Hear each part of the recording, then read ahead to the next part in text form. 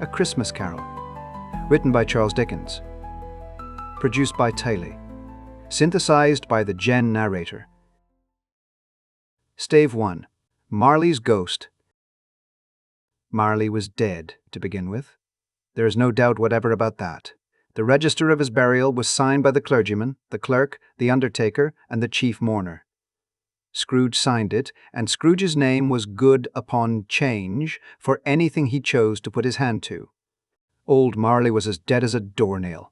Mind, I don't mean to say that I know, of my own knowledge, what there is particularly dead about a doornail. I might have been inclined, myself, to regard a coffin nail as the deadest piece of ironmongery in the trade. But the wisdom of our ancestors is in the simile, and my unhallowed hands shall not disturb it, or the country's done for. You will therefore permit me to repeat emphatically that Marley was as dead as a doornail. Scrooge knew he was dead? Of course he did. How could it be otherwise? Scrooge and he were partners for I don't know how many years. Scrooge was his sole executor, his sole administrator, his sole assigned, his sole residuary legatee, his sole friend and sole mourner. And even Scrooge was not so dreadfully cut up by the sad event, but that he was an excellent man of business on the very day of the funeral, and solemnized it with an undoubted bargain. The mention of Marley's funeral brings me back to the point I started from. There is no doubt that Marley was dead. This must be distinctly understood, or nothing wonderful can come of the story I am going to relate. If we were not perfectly convinced that Hamlet's father died before the play began, there would be nothing more remarkable in his taking a stroll at night in an easterly wind upon his own ramparts than there would be in any other middle-aged gentleman rashly turning out after dark in a breezy spot, say St. Paul's churchyard, for instance, literally to astonish his son's weak mind. Scrooge never painted out old Marley's name. There it stood, years afterwards, above the warehouse door, Scrooge and Marley. The firm was known as Scrooge and Marley. Sometimes people new to the business called Scrooge, and sometimes Marley, but he answered to both names. It was all the same to him. Oh, but he was a tight-fisted hand at the grindstone, Scrooge. A squeezing, wrenching, grasping, scraping, clutching, covetous old sinner. Hard and sharp as flint, from which no steel had ever struck out generous fire, secret and self-contained and solitary as an oyster. The cold within him froze his old features, nipped his pointed nose, shriveled his cheek, stiffened his gait, made his eyes red, his thin lips blue, and spoke out shrewdly in his grating voice. A frosty rime was on his head, and on his eyebrows, and his wiry chin. He carried his own low temperature always about with him. He iced his office in the dog days, and didn't thaw it 1 degree at Christmas. External heat and cold had little influence on Scrooge. No warmth could warm, no wintry weather chill him. No wind that blew was bitterer than he, no falling snow was more intent upon its purpose, no pelting rain less open to entreaty. Foul weather didn't know where to have him. The heaviest rain, and snow, and hail, and sleet could boast of the advantage over him in only one respect. They often came down handsomely, and Scrooge never did. Nobody ever stopped him in the street to say, with gladsome looks, "My dear Scrooge, how are you? When will you come to see me?" No beggars implored him to bestow a trifle. No children asked him what it was o'clock. No man or woman ever once in all his life inquired the way to such and such a place of Scrooge. Even the blind men's dogs appeared to know him, and when they saw him coming on, would tug their owners into doorways and up courts, and then would wag their tails as though they said, "No eye at all is better than an evil eye, dark master." But what did Scrooge care? It was the very thing he liked. To edge his way along the crowded paths of life, warning all human sympathy to keep its distance, was what the knowing ones call nuts to Scrooge. Once upon a time, of all the good days in the year, on Christmas Eve, old Scrooge sat busy in his counting-house. It was cold, bleak, biting weather, foggy withal, and he could hear the people in the court outside go wheezing up and down, beating their hands upon their breasts and stamping their feet upon the pavement stones to warm them. The city clocks had only just gone 3, but it was quite dark already. It had not been light all day, and candles were flaring in the windows of the neighbouring offices like ruddy smears upon the palpable brown air. The fog came pouring in at every chink and keyhole, and was so dense without that although the court was of the narrowest, The houses opposite were mere phantoms. To see the dingy cloud come drooping down, obscuring everything, one might have thought that nature lived hard by and was brewing on a large scale. The door of Scrooge's counting-house was open, that he might keep his eye upon his clerk, who in a dismal little cell beyond, a sort of tank, was copying letters. Scrooge had a very small fire, but the clerk's fire was so very much smaller that it looked like one coal. But he couldn't replenish it, for Scrooge kept the coal box in his own room, and so surely as the clerk came in with the shovel, the master predicted that it would be necessary for them to part. Wherefore the clerk put on his white comforter and tried to warm himself at the candle, in which effort, not being a man of a strong imagination, he failed. "A Merry Christmas, Uncle! God save you!" cried a cheerful voice. It was the voice of Scrooge's nephew, who came upon him so quickly that this was the first intimation he had of his approach. "Bah!" said Scrooge. "Humbug!" He had so heated himself with rapid walking in the fog and frost, this nephew of Scrooge's, that he was all in a glow. His face was ruddy and handsome, his eyes sparkled, and his breath smoked again. "Christmas. A humbug. Uncle!" said Scrooge's nephew. "You don't mean that, I am sure." "I do," said Scrooge. "Merry Christmas. What right have you to be merry? What reason have you to be merry? You're poor enough." "Come then," returned the nephew gaily. "What right have you to be dismal? What reason have you to be morose? You're rich enough." Scrooge, having no better answer ready on the spur of the moment, said, "Bah!" again, and followed it up with, "Humbug!" "Don't be cross, Uncle," said the nephew. "What else can I be, returned the uncle, when I live in such a world of fools as this? Merry Christmas! Out upon Merry Christmas! What's Christmas time to you but a time for paying bills without money, a time for finding yourself a year older, but not an hour richer, a time for balancing your books and having every item in 'em through a round dozen of months presented dead against you? If I could work my will," said Scrooge indignantly, "every idiot who goes about with Merry Christmas on his lips should be boiled with his own pudding and buried with a stake of holly through his heart. He should." "Uncle," pleaded the nephew. "Nephew, returned the uncle sternly. then keep Christmas in your own way, and let me keep it in mine." "Keep it? repeated Scrooge's nephew. But you don't keep it." "Let me leave it alone, then." said Scrooge. "Much good may it do you, much good it has ever done you." "There are many things from which I might have derived good, by which I have not profited, I dare say," returned the nephew. "Christmas among the rest.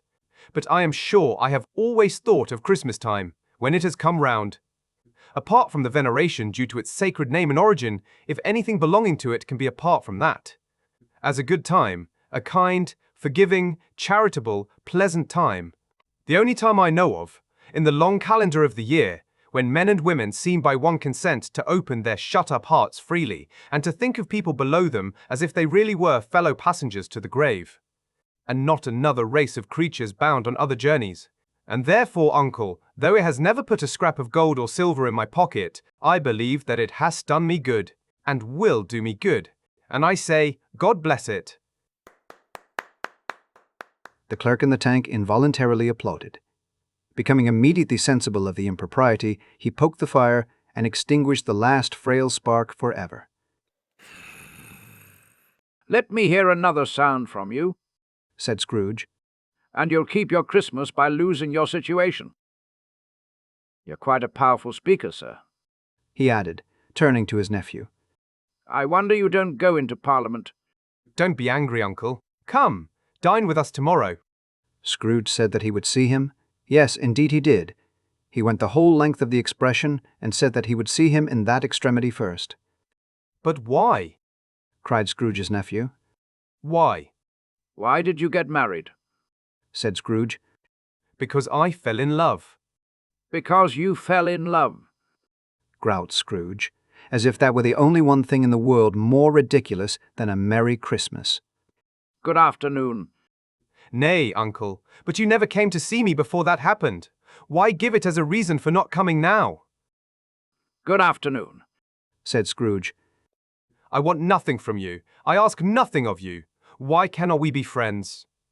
Good afternoon, said Scrooge. I am sorry, with all my heart, to find you so resolute. We have never had any quarrel to which I have been a party. But I have made the trial in homage to Christmas, and I'll keep my Christmas humour to the last. So a Merry Christmas, Uncle. Good afternoon, said Scrooge. And a Happy New Year. Good afternoon, said Scrooge. His nephew left the room without an angry word, notwithstanding. He stopped at the outer door to bestow the greetings of the season on the clerk, who, cold as he was warmer than Scrooge, for he returned them cordially. There's another fellow, muttered Scrooge, who overheard him. My clerk, with 15 shillings a week and a wife and family, talking about a Merry Christmas. I'll retire to Bedlam. This lunatic, in letting Scrooge's nephew out, had let 2 other people in. They were portly gentlemen, pleasant to behold, and now stood, with their hats off, in Scrooge's office. They had books and papers in their hands, and bowed to him. Scrooge and Marley's, I believe, said one of the gentlemen, referring to his list. Have I the pleasure of addressing Mr. Scrooge or Mr. Marley? Mr. Marley has been dead these 7 years, Scrooge replied. He died 7 years ago, this very night. We have no doubt his liberality is well represented by his surviving partner, said the gentleman, presenting his credentials. It certainly was, for they had been 2 kindred spirits. At the ominous word, liberality, Scrooge frowned and shook his head and handed the credentials back. At this festive season of the year, Mr. Scrooge, said the gentleman, taking up a pen, it is more than usually desirable that we should make some slight provision for the poor and destitute, who suffer greatly at the present time. Many thousands are in want of common necessaries. Hundreds of thousands are in want of common comforts, sir. Are there no prisons? asked Scrooge. Plenty of prisons, said the gentleman, laying down the pen again. And the union workhouses? demanded Scrooge. Are they still in operation? They are. Still, returned the gentleman. I wish I could say they were not. The treadmill and the poor law are in full vigour, then? said Scrooge. Both very busy, sir. Oh!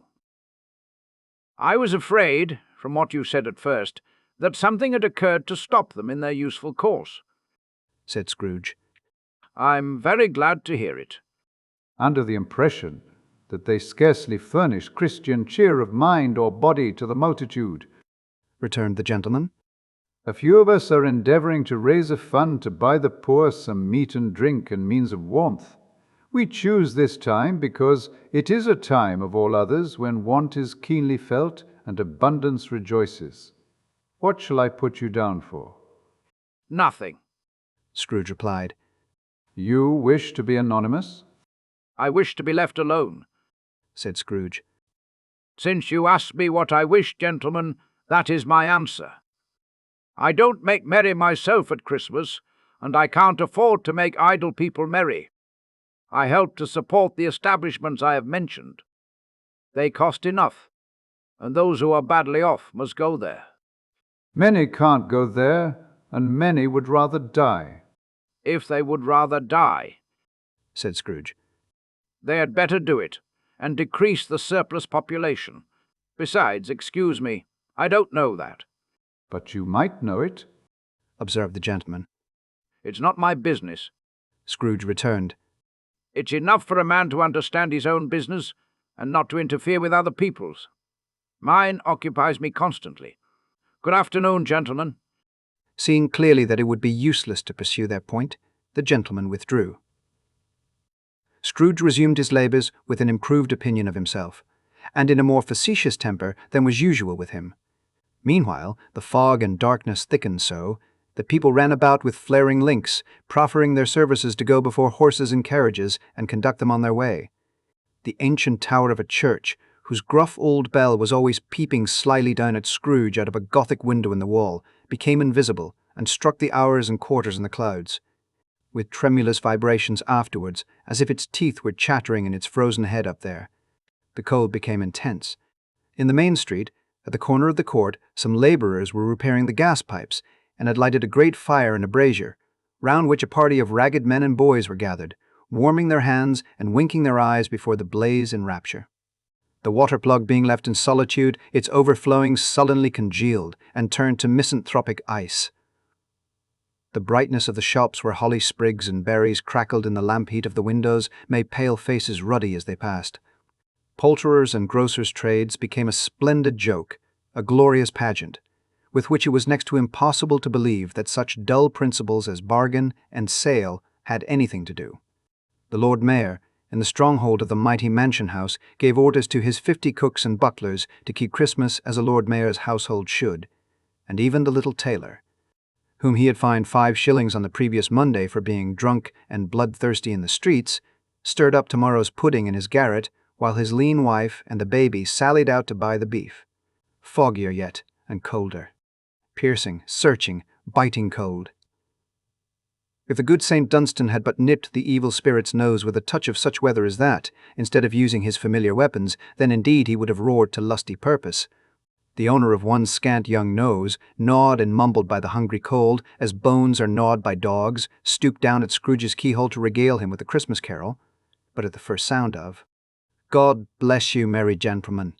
May nothing you dismay," Scrooge seized the ruler with such energy of action that the singer fled in terror, leaving the keyhole to the fog and even more congenial frost. At length, the hour of shutting up the counting-house arrived. With an ill will, Scrooge dismounted from his stool and tacitly admitted the fact to the expectant clerk in the tank, who instantly snuffed his candle out and put on his hat. "You'll want all day tomorrow, I suppose?" said Scrooge. "If quite convenient, sir." "It's not convenient." said Scrooge. "And it's not fair. If I was to stop half a crown for it, you'd think yourself ill-used, I'll be bound." The clerk smiled faintly. "And yet," said Scrooge. "you don't think me ill-used when I pay a day's wages for no work." The clerk observed that it was only once a year. "A poor excuse for picking a man's pocket every 25th of December." said Scrooge, buttoning his great coat to the chin. "But I suppose you must have the whole day. Be here all the earlier next morning." The clerk promised that he would, and Scrooge walked out with a growl.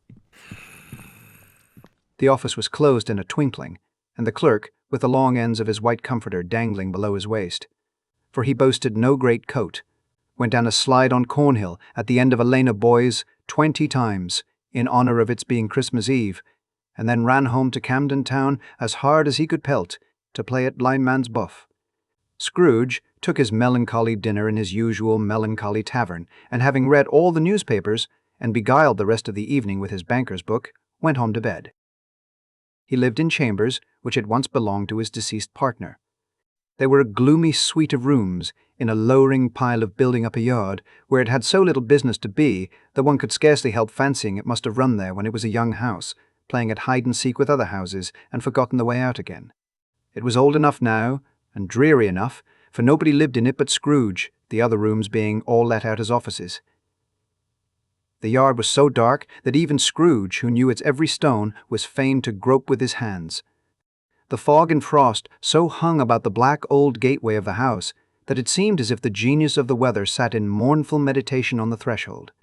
Now, it is a fact that there was nothing at all particular about the knocker on the door, except that it was very large. It is also a fact that Scrooge had seen it, night and morning, during his whole residence in that place. Also, that Scrooge had as little of what is called fancy about him as any man in the city of London, even including, which is a bold word, the corporation, alderman, and livery. Let it also be borne in mind that Scrooge had not bestowed one thought on Marley since his last mention of his 7 years dead partner that afternoon. And then let any man explain to me, if he can, how it happened that Scrooge, having his key in the lock of the door, saw in the knocker, without its undergoing any intermediate process of change, not a knocker, but Marley's face. Marley's face. It was not in impenetrable shadow as the other objects in the yard were, but had a dismal light about it, like a bad lobster in a dark cellar. It was not angry or ferocious, but looked at Scrooge as Marley used to look, with ghostly spectacles turned up on its ghostly forehead. The hair was curiously stirred, as if by breath or hot air, and, though the eyes were wide open, they were perfectly motionless. That, and its livid colour, made it horrible, but its horror seemed to be in spite of the face and beyond its control, rather than a part of its own expression. As Scrooge looked fixedly at this phenomenon, it was a knocker again. To say that he was not startled, or that his blood was not conscious of a terrible sensation to which it had been a stranger from infancy, would be untrue. But he put his hand upon the key he had relinquished, turned it sturdily, walked in, and lighted his candle. He did pause, with a moment's irresolution, before he shut the door, and he did look cautiously behind it first, as if he half expected to be terrified with the sight of Marley's pigtails sticking out into the hall. But there was nothing on the back of the door except the screws and nuts that held the knocker on, so he said, Pooh-pooh. and closed it with a bang. The sound resounded through the house like thunder. Every room above and every cask in the wine merchant's cellars below appeared to have a separate peal of echoes of its own. Scrooge was not a man to be frightened by echoes. He fastened the door and walked across the hall and up the stairs, slowly too, trimming his candle as he went. You may talk vaguely about driving a coach and six up a good old flight of stairs, or through a bad young Act of Parliament. But I mean to say you might have got a hearse up that staircase and taken it broadwise, with the splinter bar towards the wall and the door towards the balustrades, and done it easy. There was plenty of width for that, and room to spare, which is perhaps the reason why Scrooge thought he saw a locomotive hearse going on before him in the gloom. Half a dozen gas lamps out of the street wouldn't have lighted the entry too well, so you may suppose that it was pretty dark with Scrooge's dip. Up Scrooge went, not caring a button for that. Darkness is cheap, and Scrooge liked it. But before he shut his heavy door, he walked through his rooms to see that all was right. He had just enough recollection of the face to desire to do that. Sitting room, bedroom, lumber room, all as they should be. Nobody under the table, nobody under the sofa, a small fire in the grate, spoon and basin ready, and the little saucepan of gruel, Scrooge had a cold in his head, upon the hob. Nobody under the bed, nobody in the closet, nobody in his dressing gown, which was hanging up in a suspicious attitude against the wall. Lumber room as usual. Old fireguard, old shoes, 2 fish baskets, washing stand on 3 legs, and a poker.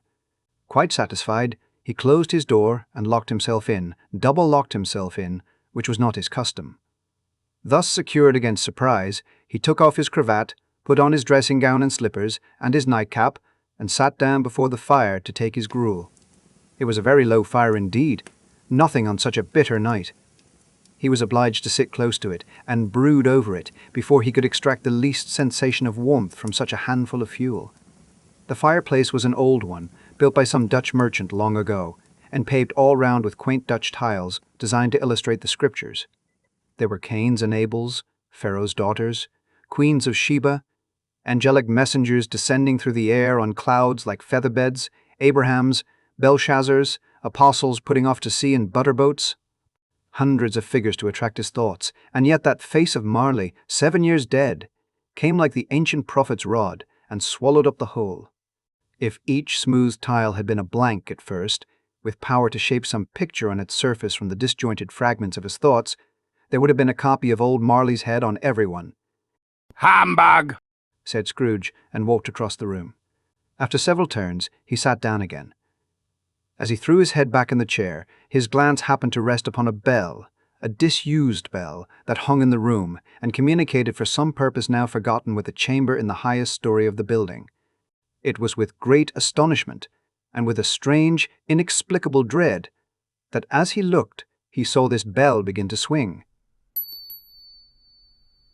It swung so softly in the outset that it scarcely made a sound, but soon it rang out loudly, and so did every bell in the house. This might have lasted half a minute, or a minute, but it seemed an hour. The bells ceased as they had begun, together. They were succeeded by a clanking noise, deep down below, as if some person were dragging a heavy chain over the casks in the wine merchant's cellar. Scrooge then remembered to have heard that ghosts in haunted houses were described as dragging chains. The cellar door flew open with a booming sound, and then he heard the noise much louder, on the floors below, then coming up the stairs, then coming straight towards his door. It's humbug still, said Scrooge. I won't believe it. His colour changed, though, when, without a pause, it came on through the heavy door and passed into the room before his eyes. Upon its coming in, the dying flame leaped up as though it cried, "I know him." Marley's ghost, and fell again. The same face, the very same. Marley in his pigtail, usual waistcoat, tights and boots, the tassels on the latter bristling, like his pigtail, and his coat skirts, and the hair upon his head. The chain he drew was clasped about his middle. It was long, and wound about him like a tail, and it was made, for Scrooge observed it closely, of cash boxes, keys, padlocks, ledgers, deeds, and heavy purses wrought in steel. His body was transparent, so that Scrooge, observing him, and looking through his waistcoat, could see the 2 buttons on his coat behind. Scrooge had often heard it said that Marley had no bowels, but he had never believed it until now. No, nor did he believe it even now, though he looked the phantom through and through and saw it standing before him, though he felt the chilling influence of its death-cold eyes, and marked the very texture of the folded kerchief bound about its head and chin, which wrapper he had not observed before. He was still incredulous, and fought against his senses. How now? Said Scrooge, caustic and cold as ever. What do you want with me? Much. Marley's voice, no doubt about it. Who are you? Ask me who I was. Who were you then? Said Scrooge, raising his voice. You're particular, for a shade. He was going to say, to a shade, but substituted this as more appropriate. In life I was your partner, Jacob Marley. Can you sit down? Asked Scrooge, looking doubtfully at him. I can. Do it then. Scrooge asked the question because he didn't know whether a ghost so transparent might find himself in a condition to take a chair, and felt that in the event of its being impossible, it might involve the necessity of an embarrassing explanation. But the ghost sat down on the opposite side of the fireplace, as if he were quite used to it. You don't believe in me, observed the ghost. I don't, said Scrooge. What evidence would you have of my reality beyond that of your senses? I don't know, said Scrooge. Why do you doubt your senses? Because, said Scrooge, a little thing affects them. A slight disorder of the stomach makes them cheats. You may be an undigested bit of beef, a blot of mustard, a crumb of cheese, a fragment of an underdone potato. There's more of gravy than of grave about you, whatever you are. Scrooge was not much in the habit of cracking jokes, nor did he feel in his heart by any means waggish then. The truth is that he tried to be smart as a means of distracting his own attention and keeping down his terror, for the spectre's voice disturbed the very marrow in his bones. To sit, staring at those fixed glazed eyes in silence for a moment, would play, Scrooge felt, the very deuce with him. There was something very awful, too, in the spectre's being provided with an infernal atmosphere of its own. Scrooge could not feel it himself, but this was clearly the case, for though the ghost sat perfectly motionless, its hair and skirts and tassels were still agitated as by the hot vapour from an oven. You see this toothpick?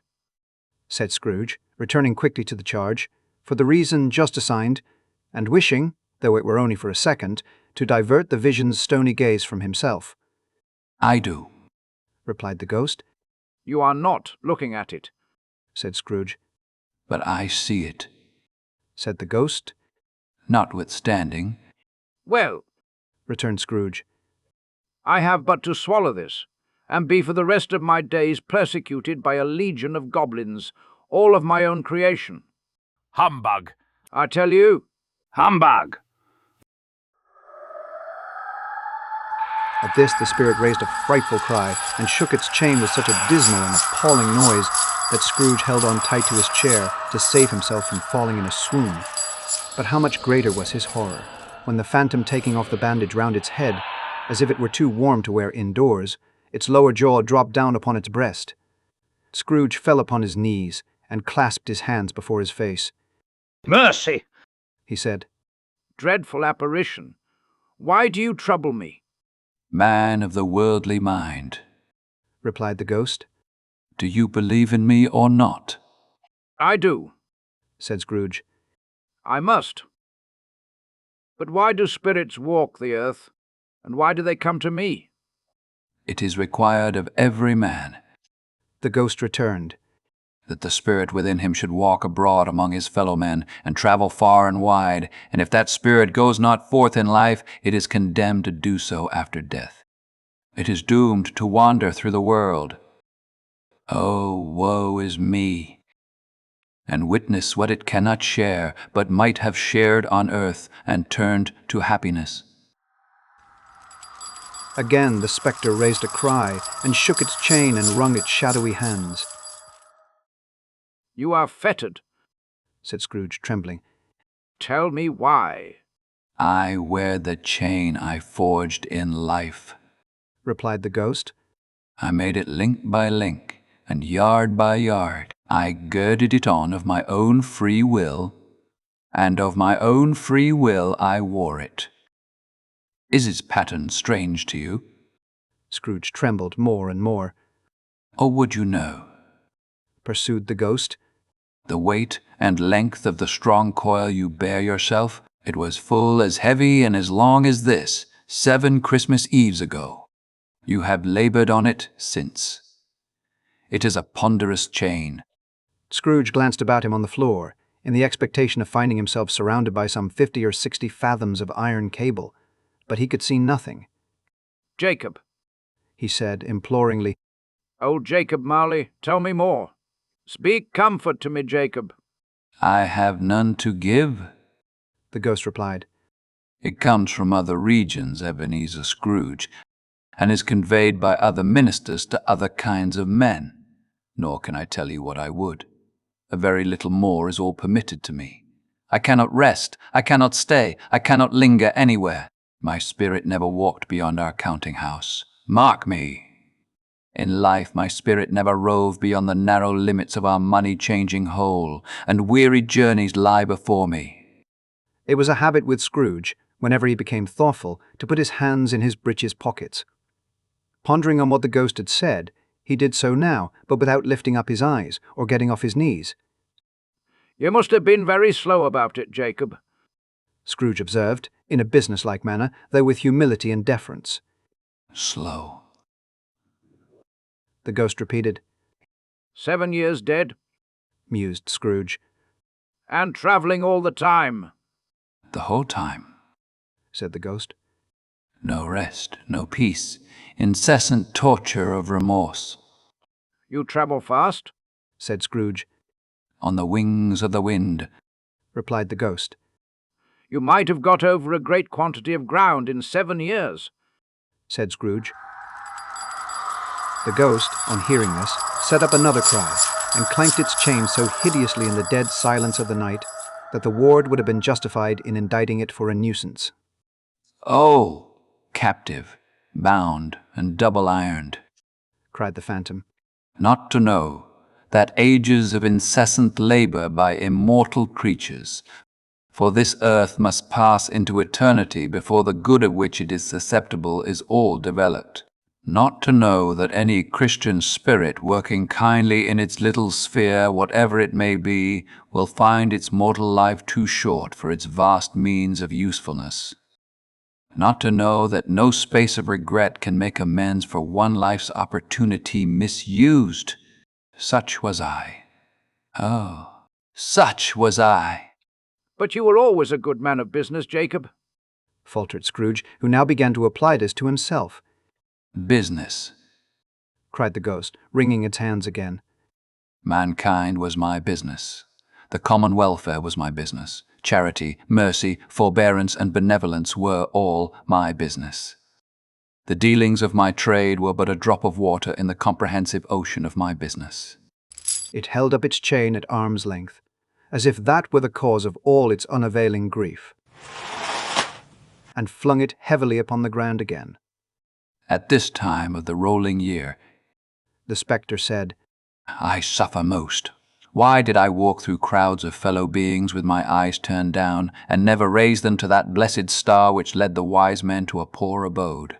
Were there no poor homes to which its light would have conducted me? Scrooge was very much dismayed to hear the spectre going on at this rate, and began to quake exceedingly. Hear me, Cried the ghost. my time is nearly gone. I will, Said Scrooge. but don't be hard upon me. Don't be flowery, Jacob. Pray. How it is that I appear before you in a shape that you can see, I may not tell. I have sat invisible beside you many and many a day. It was not an agreeable idea. Scrooge shivered and wiped the perspiration from his brow. That is no light part of my penance. Pursued the ghost. I am here tonight to warn you that you have yet a chance and hope of escaping my fate, a chance and hope of my procuring Ebenezer. You are always a good friend to me. Said Scrooge. Thank ye. You will be haunted Resumed the ghost. by 3 spirits. Scrooge's countenance fell almost as low as the ghost's had done. Is that the chance and hope you mentioned, Jacob? He demanded in a faltering voice. It is. I think I'd rather not. Said Scrooge. Without their visits, Said the ghost. you cannot hope to shun the path I tread. Expect the first tomorrow when the bell tolls 1. Couldn't I take 'em all at once and have it over, Jacob? Hinted Scrooge. Expect the second on the next night at the same hour. The third upon the next night when the last stroke of 12 has ceased to vibrate. Look to see me no more, and look that, for your own sake, you remember what has passed between us.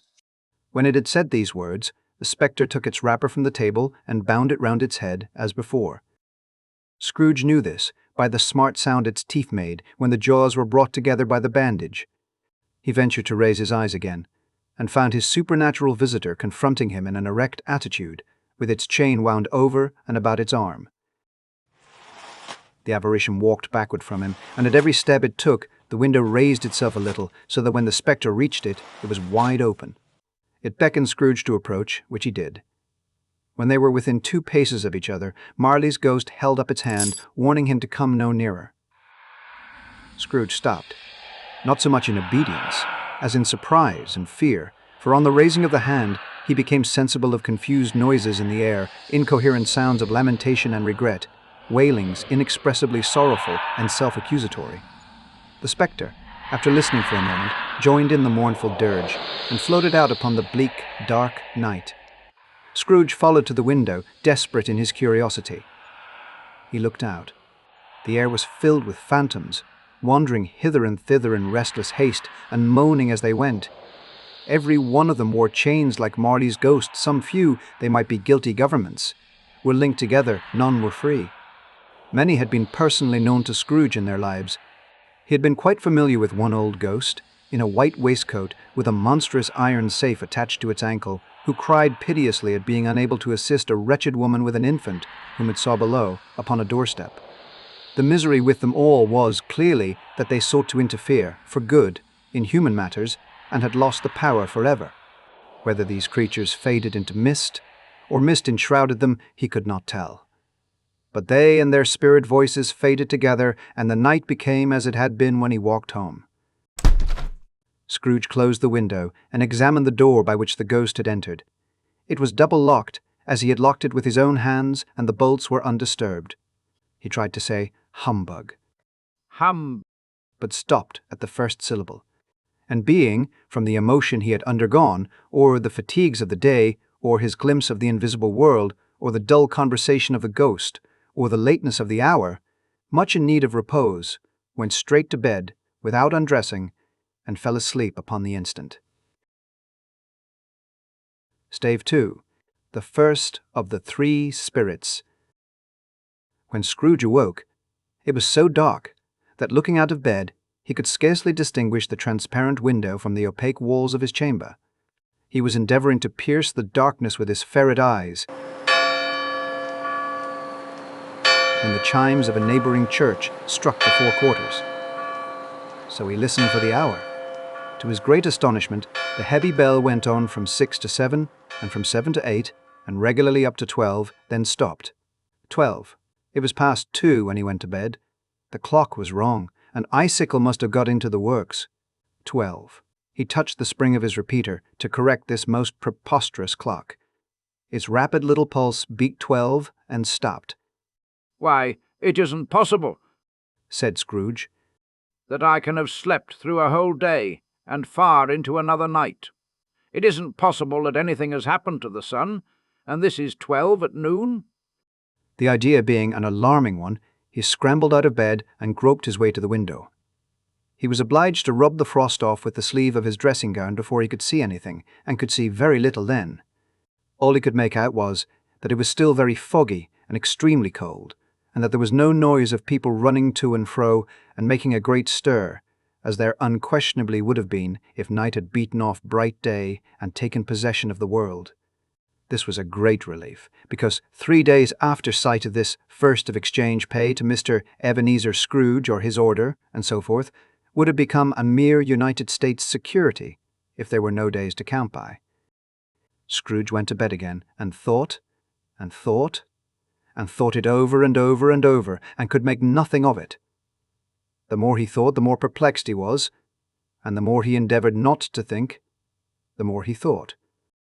Marley's ghost bothered him exceedingly.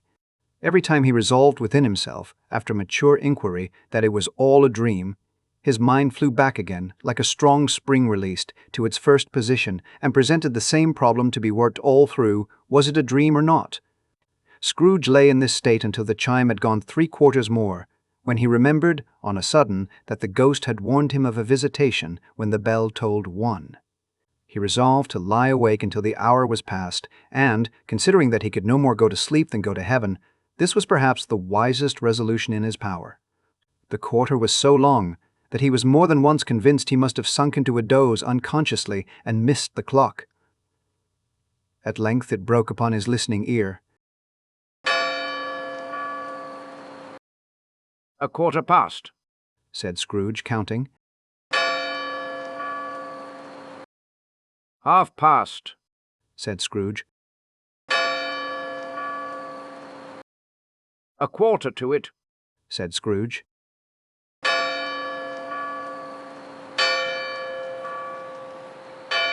"The hour itself," said Scrooge triumphantly. "and nothing else." He spoke before the hour bell sounded, which it now did with a deep, dull, hollow, melancholy 1. Light flashed up in the room upon the instant, and the curtains of his bed were drawn. "Ah!" The curtains of his bed were drawn aside, I tell you, by a hand. Not the curtains at his feet, nor the curtains at his back, but those to which his face was addressed. The curtains of his bed were drawn aside, and Scrooge, starting up into a half-recumbent attitude, found himself face to face with the unearthly visitor who drew them, as close to it as I am now to you, and I am standing in the spirit at your elbow. It was a strange figure, like a child, yet not so like a child as like an old man, viewed through some supernatural medium which gave him the appearance of having receded from the view, and being diminished to a child's proportions. Its hair, which hung about its neck and down its back, was white as if with age, and yet the face had not a wrinkle in it, and the tenderest bloom was on the skin. The arms were very long and muscular, the hands the same, as if its hold were of uncommon strength. Its legs and feet, most delicately formed, were, like those upper members, bare. It wore a tunic of the purest white, and round its waist was bound a lustrous belt, the sheen of which was beautiful. It held a branch of fresh green holly in its hand, and, in singular contradiction of that wintry emblem, had its dress trimmed with summer flowers. But the strangest thing about it was that from the crown of its head there sprung a bright, clear jet of light, by which all this was visible, and which was doubtless the occasion of its using, in its duller moments, a great extinguisher for a cap, which it now held under its arm. Even this, though, when Scrooge looked at it with increasing steadiness, was not its strangest quality. For as its belt sparkled and glittered now in one part and now in another, and what was light one instant, at another time was dark, so the figure itself fluctuated in its distinctness, being now a thing with one arm, now with one leg, now with 20 legs, now a pair of legs without a head, now a head without a body, of which dissolving parts no outline would be visible in the dense gloom wherein they melted away. and in the very wonder of this, it would be itself again, distinct and clear as ever. "Are you the spirit, sir, whose coming was foretold to me?" asked Scrooge. I am. The voice was soft and gentle, singularly low, as if instead of being so close beside him, it were at a distance. "Who and what are you?" Scrooge demanded. I am the ghost of Christmas past. "Long past?" Inquired Scrooge, observant of its dwarfish stature. No, your past. Perhaps Scrooge could not have told anybody why if anybody could have asked him, but he had a special desire to see the spirit in his cap and begged him to be covered. What? Exclaimed the ghost. Would you so soon put out, with worldly hands, the light I give? Is it not enough that you are one of those whose passions made this cap, and force me through whole trains of years to wear it low upon my brow? Scrooge reverently disclaimed all intention to offend or any knowledge of having wilfully bonneted the spirit at any period of his life. He then made bold to inquire what business brought him there. Your welfare, said the ghost. Scrooge expressed himself much obliged, but could not help thinking that a night of unbroken rest would have been more conducive to that end. The spirit must have heard him thinking, for it said immediately, your reclamation, then. Take heed. It put out its strong hand as it spoke and clasped him gently by the arm. Rise and walk with me. It would have been in vain for Scrooge to plead that the weather and the hour were not adapted to pedestrian purposes, that bed was warm and the thermometer a long way below freezing, that he was clad but lightly in his slippers, dressing gown, and nightcap, and that he had a cold upon him at that time. The grasp, though gentle as a woman's hand, was not to be resisted. He rose, but finding that the spirit made towards the window, clasped his robe in supplication. "I am a mortal," Scrooge remonstrated, "and liable to fall." Bear but a touch of my hand there, said the spirit, laying it upon his heart, and you shall be upheld in more than this. As the words were spoken, they passed through the wall and stood upon an open country road, with fields on either hand. The city had entirely vanished. Not a vestige of it was to be seen. The darkness and the mist had vanished with it, for it was a clear, cold, winter day, with snow upon the ground. "Good heaven!" said Scrooge, clasping his hands together as he looked about him. "I was bred in this place. I was a boy here." The spirit gazed upon him mildly. Its gentle touch, though it had been light and instantaneous, appeared still present to the old man's sense of feeling. He was conscious of 1,000 odors floating in the air, each one connected with 1,000 thoughts and hopes and joys and cares, long, long forgotten. Your lip is trembling, said the ghost. And what is that upon your cheek? Scrooge muttered, with an unusual catching in his voice, that it was a pimple, and begged the ghost to lead him where he would. You recollect the way? Inquired the spirit. "Remember it?" cried Scrooge with fervour. "I could walk it blindfold." Strange to have forgotten it for so many years, observed the ghost. Let us go on. They walked along the road, Scrooge recognizing every gate and post and tree, until a little market town appeared in the distance, with its bridge, its church, and winding river. Some shaggy ponies now were seen trotting towards them with boys upon their backs, who called to other boys in country gigs and carts driven by farmers. All these boys were in great spirits and shouted to each other until the broad fields were so full of merry music that the crisp air laughed to hear it. These are but shadows of the things that have been, said the ghost. They have no consciousness of us.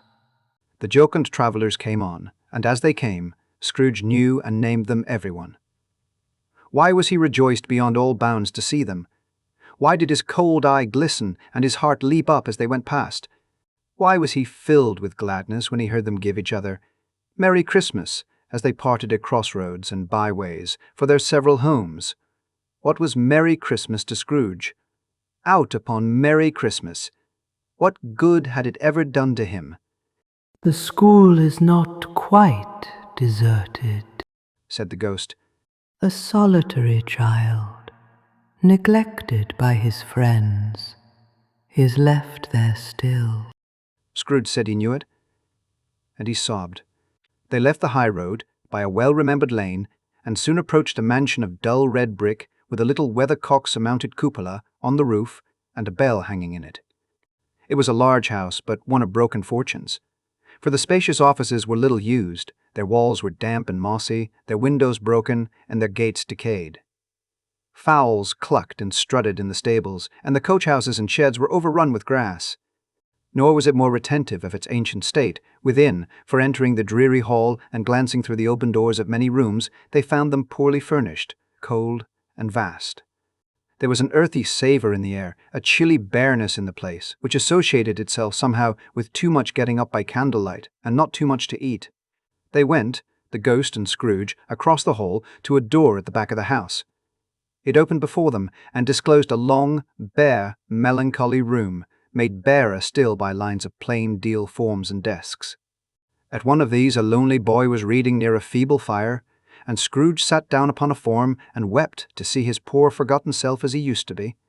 Not a latent echo in the house, not a squeak and scuffle from the mice behind the panelling, not a drip from the half-thawed water-spout in the dull yard behind, not a sigh among the leafless boughs of one despondent poplar, not the idle swinging of an empty storehouse door, no. Not a clicking in the fire, but fell upon the heart of Scrooge with a softening influence and gave a freer passage to his tears. The spirit touched him on the arm and pointed to his younger self, intent upon his reading. Suddenly a man, in foreign garments, wonderfully real and distinct to look at, stood outside the window, with an axe stuck in his belt, and leading by the bridle an ass laden with wood. Why, it's Ali Baba. Scrooge exclaimed in ecstasy. It's dear old honest Ali Baba. Yes, I know. One Christmas time, when yonder solitary child was left here all alone, he did come, for the first time, just like that. Poor boy. And Valentine, said Scrooge. and his wild brother Orson. There they go. And what's his name, who was put down in his drawers, asleep, at the gate of Damascus? Don't you see him? And the Sultan's groom turned upside down by the genii. There he is upon his head. Serve him right. I'm glad of it. What business had he to be married to the princess? To hear Scrooge expending all the earnestness of his nature on such subjects, in a most extraordinary voice between laughing and crying, and to see his heightened and excited face, would have been a surprise to his business friends in the city indeed. There's the parrot, cried Scrooge. green body and yellow tail, with a thing like a lettuce growing out of the top of his head. There he is! Poor Robin Crusoe, he called him, when he came home again after sailing round the island. Poor Robin Crusoe, where have you been, Robin Crusoe? The man thought he was dreaming, but he wasn't. It was the parrot, you know. There goes Friday, running for his life to the little creek. Hallo! Hoop! Hallo! Then, with a rapidity of transition very foreign to his usual character, he said, in pity for his former self, Poor boy. and cried again. I wish. Scrooge muttered, putting his hand in his pocket and looking about him, after drying his eyes with his cuff. But it's too late now. What is the matter? Asked the spirit. Nothing. Said Scrooge. Nothing. There was a boy singing a Christmas carol at my door last night. I should like to have given him something, that's all. The ghost smiled thoughtfully and waved its hand, saying as it did so, Let us see another Christmas. Scrooge's former self grew larger at the words, and the room became a little darker and more dirty. The panels shrunk, the windows cracked, fragments of plaster fell out of the ceiling, and the naked lats were shown instead. But how all this was brought about, Scrooge knew no more than you do. He only knew that it was quite correct, that everything had happened so, that there he was, alone again, when all the other boys had gone home for the jolly holidays. He was not reading now, but walking up and down despairingly. Scrooge looked at the ghost, and with a mournful shaking of his head, glanced anxiously towards the door. It opened, and a little girl, much younger than the boy, came darting in, and putting her arms about his neck and often kissing him, addressed him as her dear, dear brother. "I have come to bring you home, dear brother," said the child, clapping her tiny hands and bending down to laugh. "to bring you home. Home! Home!" "Home, little Fan?" returned the boy. "Yes, Said the child, brimful of glee. home for good and all. Home for ever and ever. Father is so much kinder than he used to be that home's like heaven. He spoke so gently to me one dear night when I was going to bed that I was not afraid to ask him once more if he might come home, and he said, 'Yes, you should,' and sent me in the coach to bring you. And you're to be a man, Said the child, opening her eyes. and are never to come back here. But first, we're to be together all the Christmas long and have the merriest time in all the world."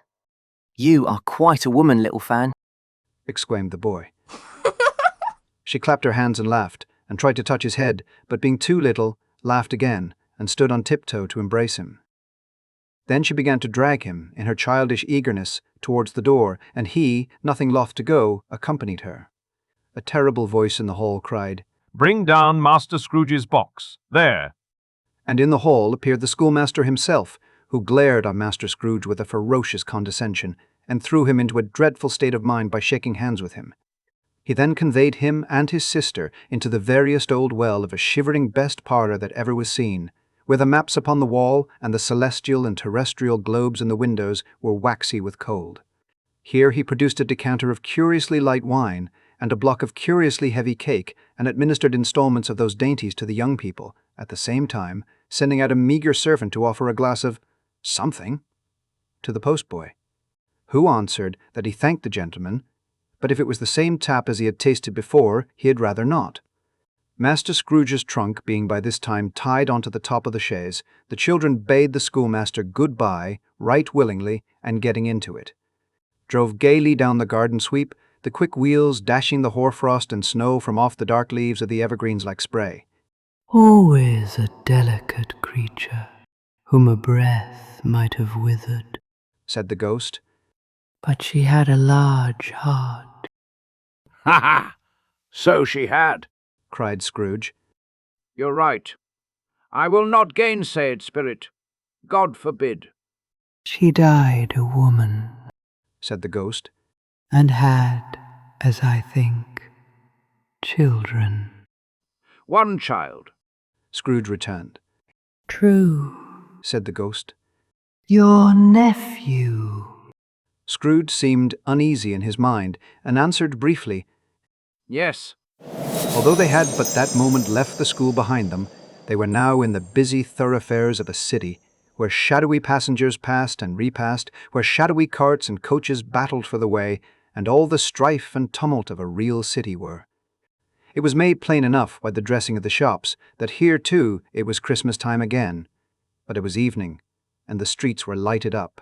The ghost stopped at a certain warehouse door and asked Scrooge if he knew it. "Know it?" Said Scrooge. "Was I apprenticed here?" They went in. At sight of an old gentleman in a Welsh wig sitting behind such a high desk that if he had been 2 inches taller he must have knocked his head against the ceiling, Scrooge cried in great excitement. "Why, it's old Fezziwig!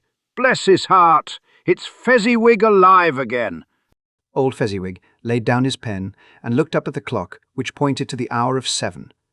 He rubbed his hands, adjusted his capacious waistcoat, laughed all over himself, from his shoes to his organ of benevolence, and called out in a comfortable, oily, rich, fat, jovial voice, "Yo-ho! There! Ebenezer! Dick!" Scrooge's former self, now grown a young man, came briskly in, accompanied by his fellow, Prentice. "Dick Wilkins, to be sure." Said Scrooge to the ghost. "Bless me, yes. There he is. He was very much attached to me, was Dick. Poor Dick. Dear, dear." Yo-ho, my boys, said Fezziwig. no more work tonight. Christmas Eve, Dick. Christmas, Ebenezer. Let's have the shutters up. Cried old Fezziwig, with a sharp clap of his hands. Before a man can say, Jack Robinson. You wouldn't believe how those two fellows went at it. They charged into the street with the shutters. 1, 2, 3, had 'em up in their places. 4, 5, 6, barred 'em and pinned 'em. 7, 8, 9, and came back before you could have got to 12, panting like racehorses. Hilly-ho. Cried old Fezziwig, skipping down from the high desk with wonderful agility. Clear away, my lads, and let's have lots of room here. Hilly-ho, Dick. Cheer up, Ebenezer. Clear away. There was nothing they wouldn't have cleared away, or couldn't have cleared away, with old Fezziwig looking on. It was done in a minute. Every movable was packed off, as if it were dismissed from public life forevermore. The floor was swept and watered, the lamps were trimmed, fuel was heaped upon the fire, and the warehouse was as snug and warm and dry and bright a ballroom as you would desire to see upon a winter's night. In came a fiddler with a music book, and went up to the lofty desk, and made an orchestra of it, and tuned like 50 stomachaches. In came Mrs. Fezziwig, one vast substantial smile. In came the 3 Miss Fezziwigs, beaming and lovable. In came the 6 young followers whose hearts they broke. In came all the young men and women employed in the business. In came the housemaid, with her cousin, the baker. In came the cook, with her brother's particular friend, the milkman. In came the boy from over the way, who was suspected of not having board enough from his master, trying to hide himself behind the girl from next door but one, who was proved to have had her ears pulled by her mistress.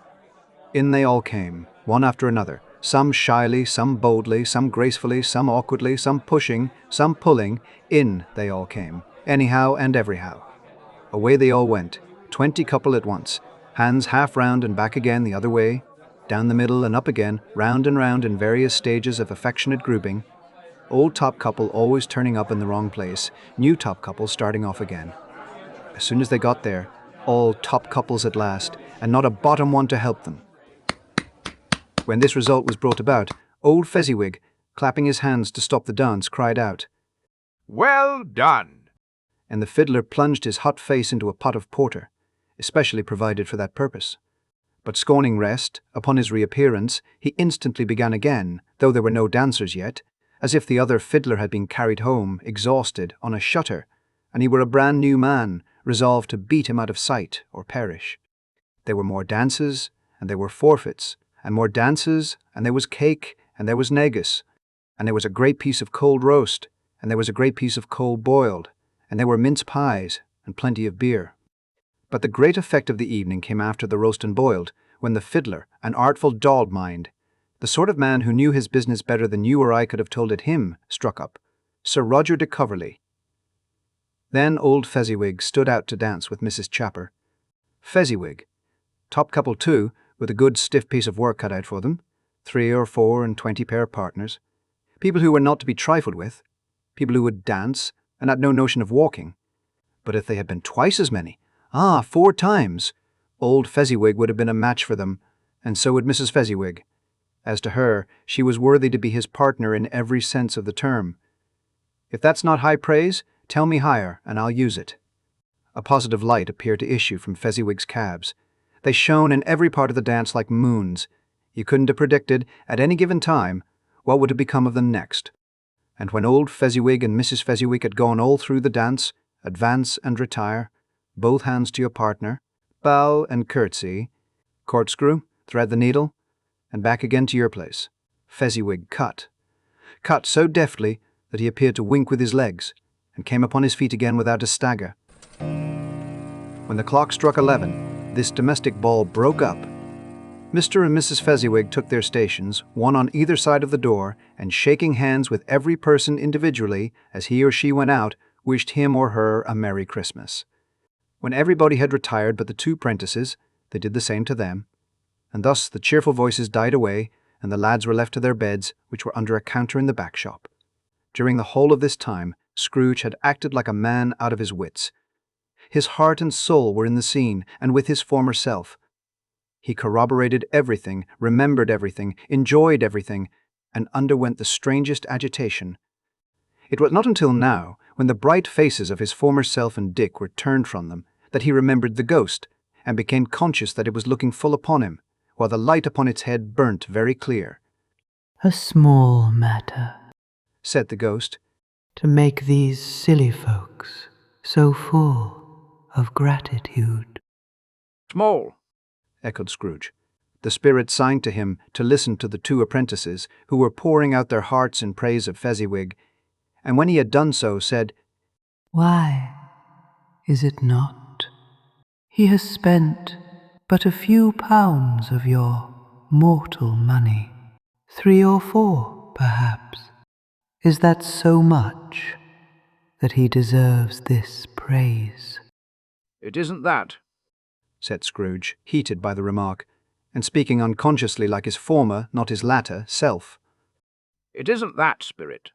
He has the power to render us happy or unhappy, to make our service light or burdensome, a pleasure or a toil.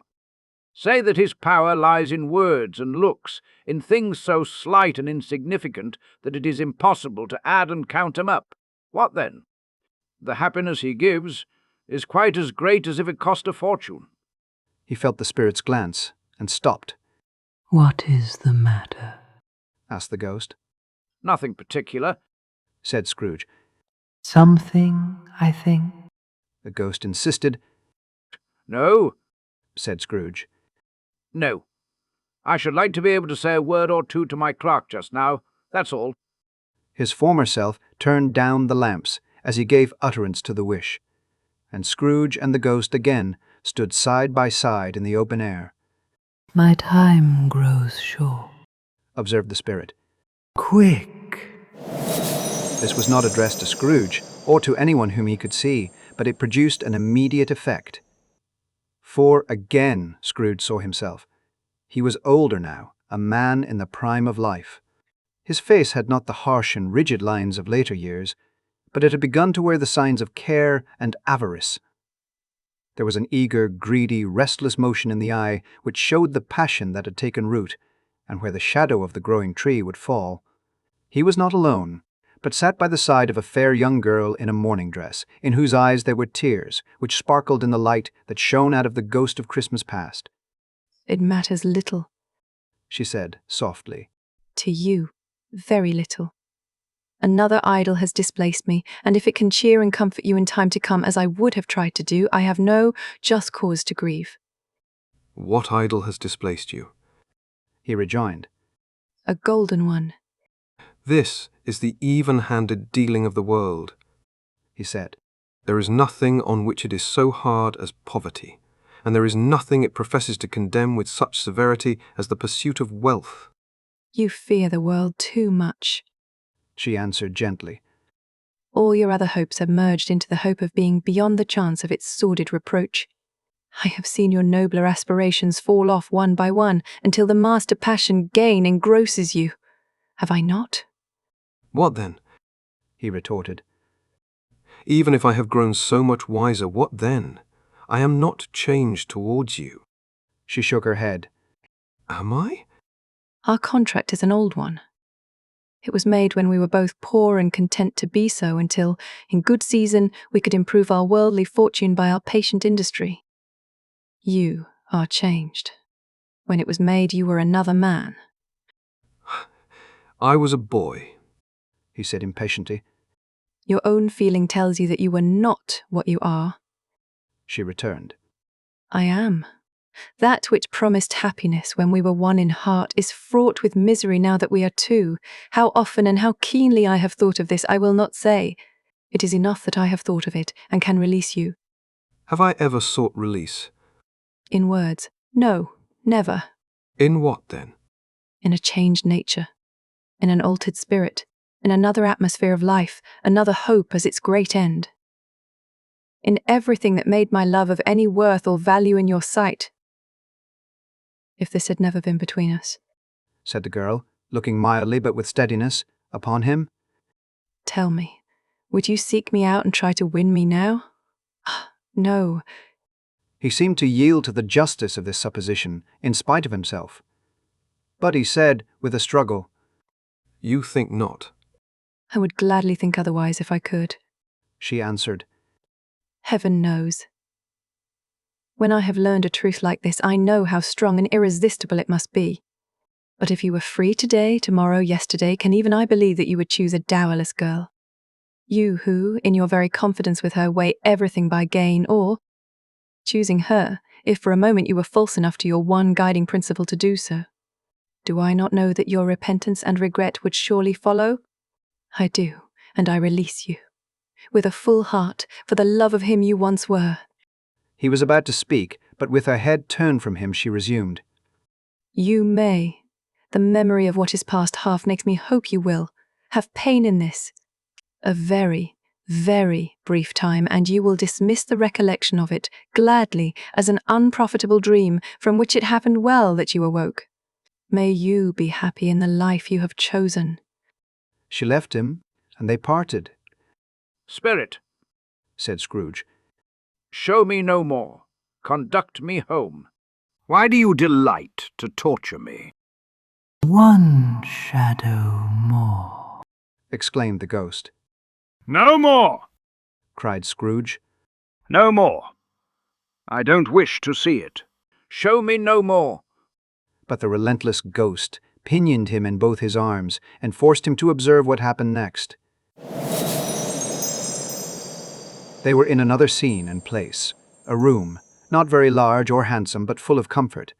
Near to the winter fire sat a beautiful young girl, so like that lass that Scrooge believed it was the same, until he saw her, now a comely matron, sitting opposite her daughter. The noise in this room was perfectly tumultuous, for there were more children there than Scrooge in his agitated state of mind could count. And, unlike the celebrated herd in the poem, they were not 40 children conducting themselves like one. But every child was conducting itself like 40. The consequences were uproarious beyond belief. But no one seemed to care. On the contrary, the mother and daughter laughed heartily and enjoyed it very much, and the latter, soon beginning to mingle in the sports, got pillaged by the young brigands most ruthlessly. What would I not have given to be one of them? Though I never could have been so rude, no, no. I wouldn't for the wealth of all the world have crushed that braided hair and torn it down. And for the precious little shoe, I wouldn't have plucked it off, God bless my soul, to save my life. As to measuring her waist in sport, as they did, bold young brood, I couldn't have done it. I should have expected my arm to have grown round it for a punishment, and never come straight again. And yet I should have dearly liked, I own, to have touched her lips, to have questioned her, that she might have opened them, to have looked upon the lashes of her downcast eyes and never raised a blush, to have let loose waves of hair, an inch of which would be a keepsake beyond price. In short, I should have liked, I do confess, to have had the lightest license of a child, and yet to have been man enough to know its value.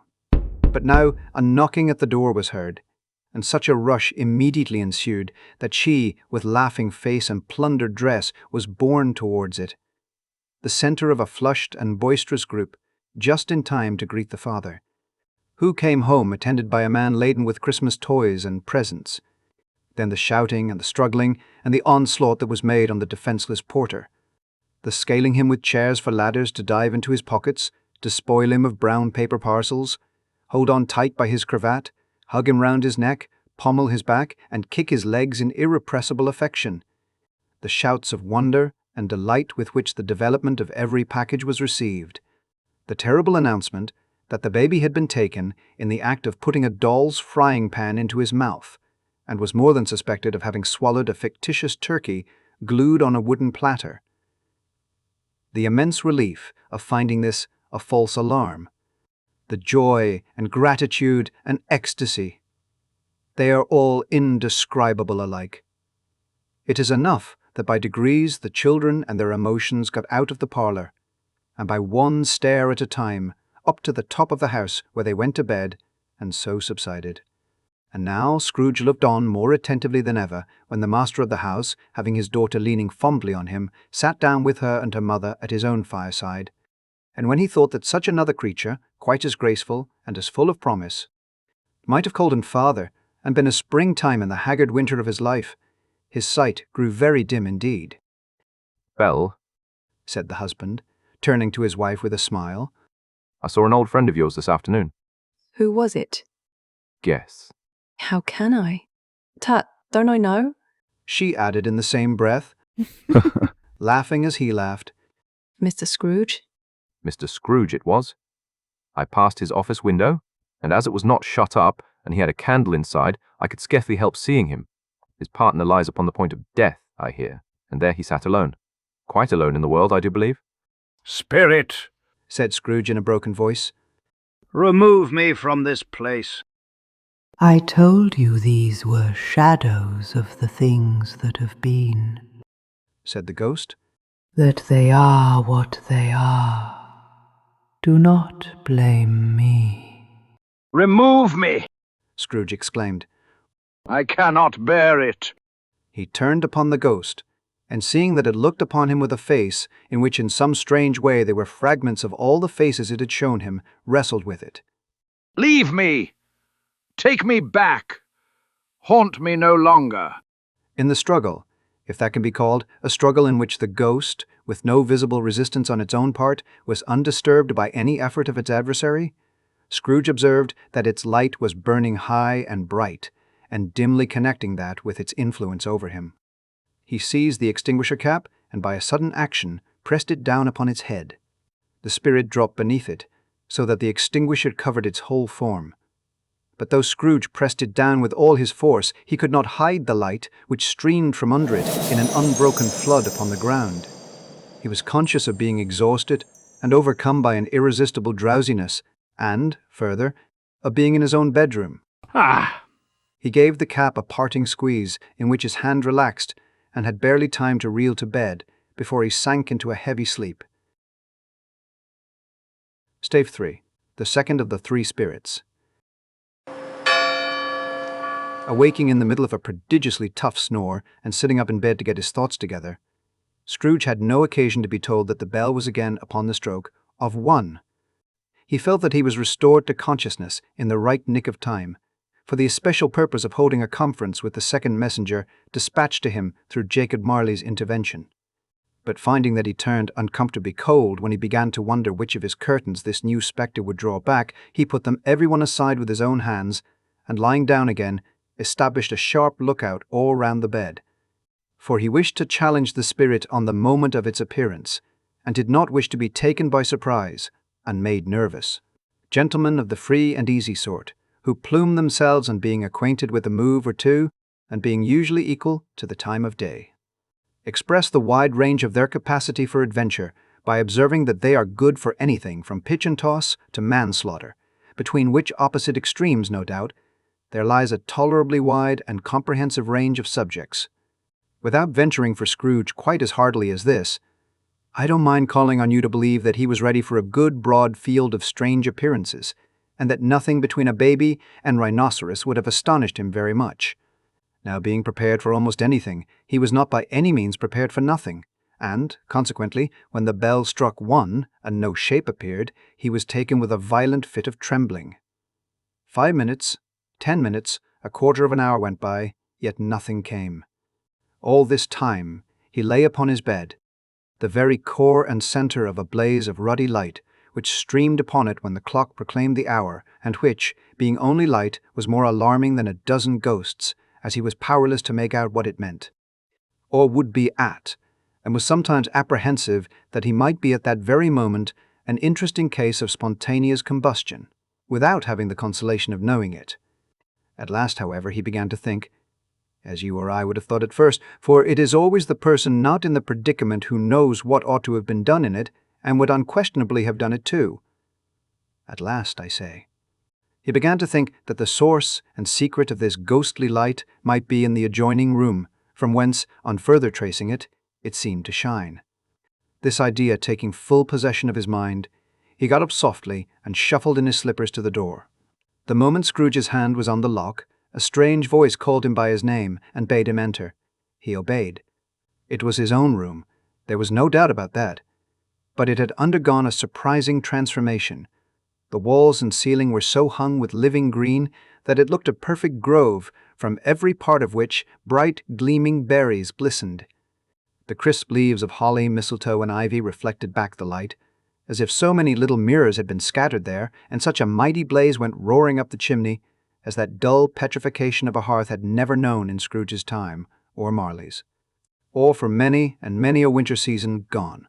Heaped up on the floor to form a kind of throne were turkeys, geese, game, poultry, brawn, great joints of meat, sucking pigs, long wreaths of sausages, mince pies, plum puddings, barrels of oysters, red-hot chestnuts, cherry-cheeked apples, juicy oranges, luscious pears, immense 12th cakes, and seething bowls of punch that made the chamber dim with their delicious steam. In easy state upon this couch there sat a jolly giant, glorious to see, who bore a glowing torch, in shape not unlike Plenty's horn, and held it up, high up, to shed its light on Scrooge as he came peeping round the door. "Come in," exclaimed the ghost. "Come in, and know me better, man." Scrooge entered timidly, and hung his head before this spirit. He was not the dogged Scrooge he had been, and though the spirit's eyes were clear and kind, he did not like to meet them. "I am the ghost of Christmas present," said the spirit. "Look upon me."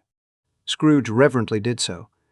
It was clothed in one simple green robe, or mantle, bordered with white fur. This garment hung so loosely on the figure that its capacious breast was bare, as if disdaining to be warded or concealed by any artifice.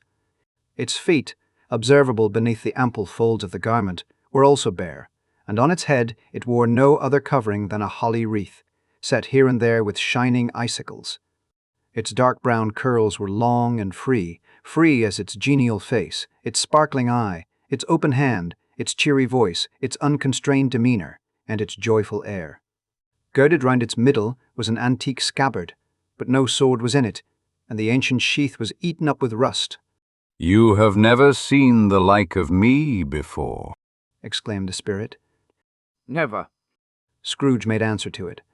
"Have never walked forth with the younger members of my family, meaning, for I am very young, my elder brothers born in these later years?" pursued the phantom. I don't think I have, said Scrooge. I'm afraid I have not. Have you had many brothers, Spirit? "More than 1,800, said the ghost. A tremendous family to provide for, muttered Scrooge. The ghost of Christmas present rose. Spirit, said Scrooge submissively, conduct me where you will. I went forth last night on compulsion, and I learnt a lesson which is working now. Tonight, if you have aught to teach me, let me profit by it. Touch my robe. Scrooge did as he was told, and held it fast. Holly, mistletoe, red berries, ivy, turkeys, geese, game, poultry, brawn, meat, pigs, sausages, oysters, pies, puddings, fruit, and punch, all vanished instantly. So did the room, the fire, the ruddy glow, the hour of night, and they stood in the city streets on Christmas morning, where, for the weather was severe, the people made a rough, but brisk, and not unpleasant kind of music. In scraping the snow from the pavement in front of their dwellings, and from the tops of their houses, whence it was mad delight to the boys to see it come plumping down into the road below and splitting into artificial little snowstorms. The house fronts looked black enough, and the windows blacker, contrasting with the smooth white sheet of snow upon the roofs, and with the dirtier snow upon the ground, which last deposit had been ploughed up in deep furrows by the heavy wheels of carts and wagons, furrows that crossed and recrossed each other hundreds of times where the great streets branched off and made intricate channels, hard to trace in the thick yellow mud and icy water. The sky was gloomy, and the shortest streets were choked up with a dingy mist, half-thawed, half-frozen, whose heavier particles descended in a shower of sooty atoms, as if all the chimneys in Great Britain had, by one consent, caught fire, and were blazing away to their dear hearts' content. There was nothing very cheerful in the climate or the town, and yet was there an air of cheerfulness abroad that the clearest summer air and brightest summer sun might have endeavoured to diffuse in vain. For the people who were shovelling away on the housetops were jovial and full of glee, calling out to one another from the parapets, and now and then exchanging a facetious snowball, better-natured missile far than many a wordy jest, laughing heartily if it went right, and not less heartily if it went wrong. The poulterers' shops were still half open, and the fruiterers were radiant in their glory. They were great, round, pot-bellied baskets of chestnuts, shaped like the waistcoats of jolly old gentlemen, lolling at the doors and tumbling out into the street in their apoplectic opulence. They were ruddy, brown-faced, broad-girthed Spanish onions, shining in the fatness of their growth like Spanish friars, and winking from their shelves in wanton slyness at the girls as they went by, and glanced demurely at the hung-up mistletoe. There were pears and apples, clustered high in blooming pyramids. There were bunches of grapes, made in the shopkeeper's benevolence to dangle from conspicuous hooks, that people's mouths might water gratis as they passed. There were piles of filberts, mossy and brown, recalling, in their fragrance, ancient walks among the woods and pleasant shufflings ankle-deep through withered leaves. There were Norfolk biffins, squat and swarthy, setting off the yellow of the oranges and lemons, and, in the great compactness of their juicy persons, urgently entreating and beseeching to be carried home in paper bags and eaten after dinner. The very gold and silver fish, set forth among these choice fruits in a bowl, though members of a dull and stagnant-blooded race, appeared to know that there was something going on, and, to a fish, went gasping round and round their little world in slow and passionless excitement. The grocers, oh, the grocers! Nearly closed, with perhaps 2 shutters down, or 1, but through those gaps such glimpses.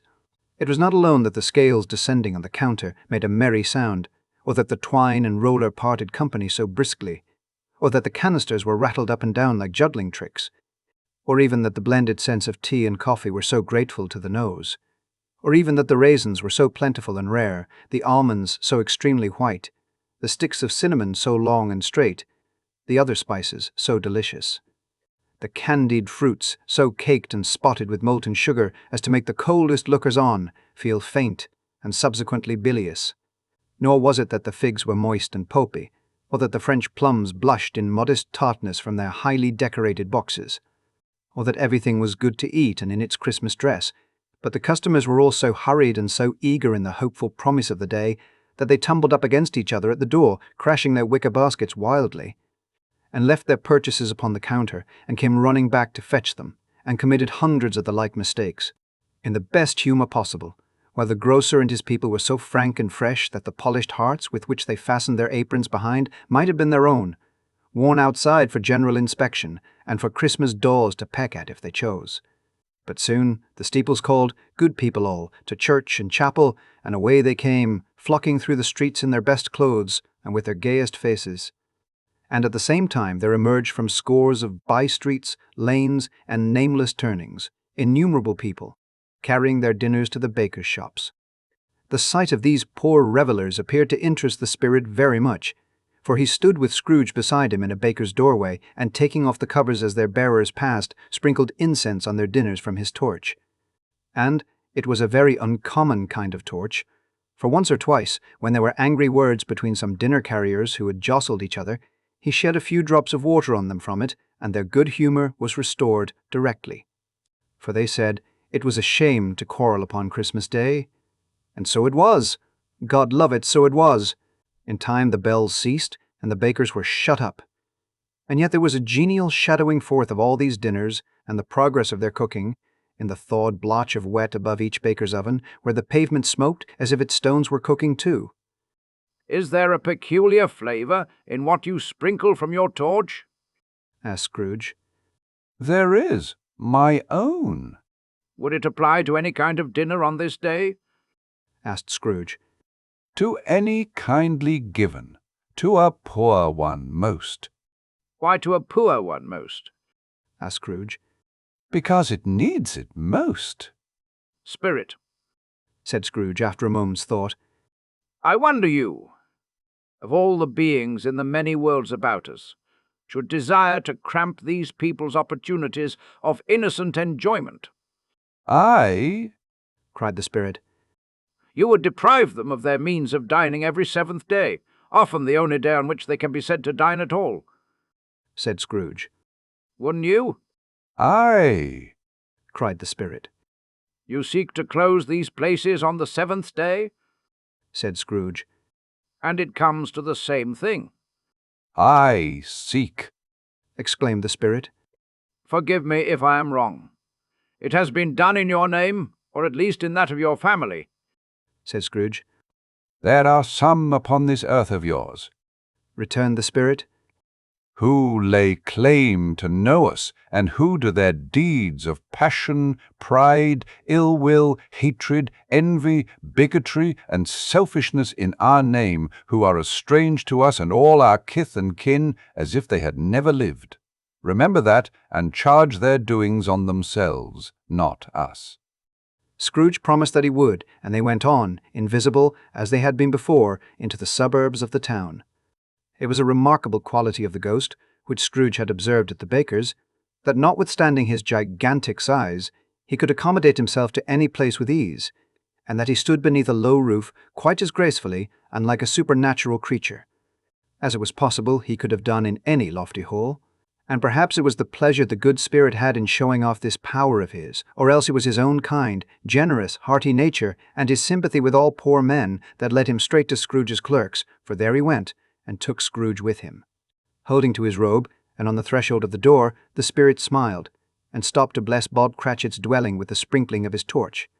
Think of that. Bob had but 15. Bob, a week himself. He pocketed on Saturdays but 15 copies of his Christian name, and yet the ghost of Christmas present blessed his 4-roomed house. Then up rose Mrs. Cratchit, Cratchit's wife, dressed out but poorly in a twice-turned gown, but brave in ribbons, which are cheap and make a goodly show for 6pence.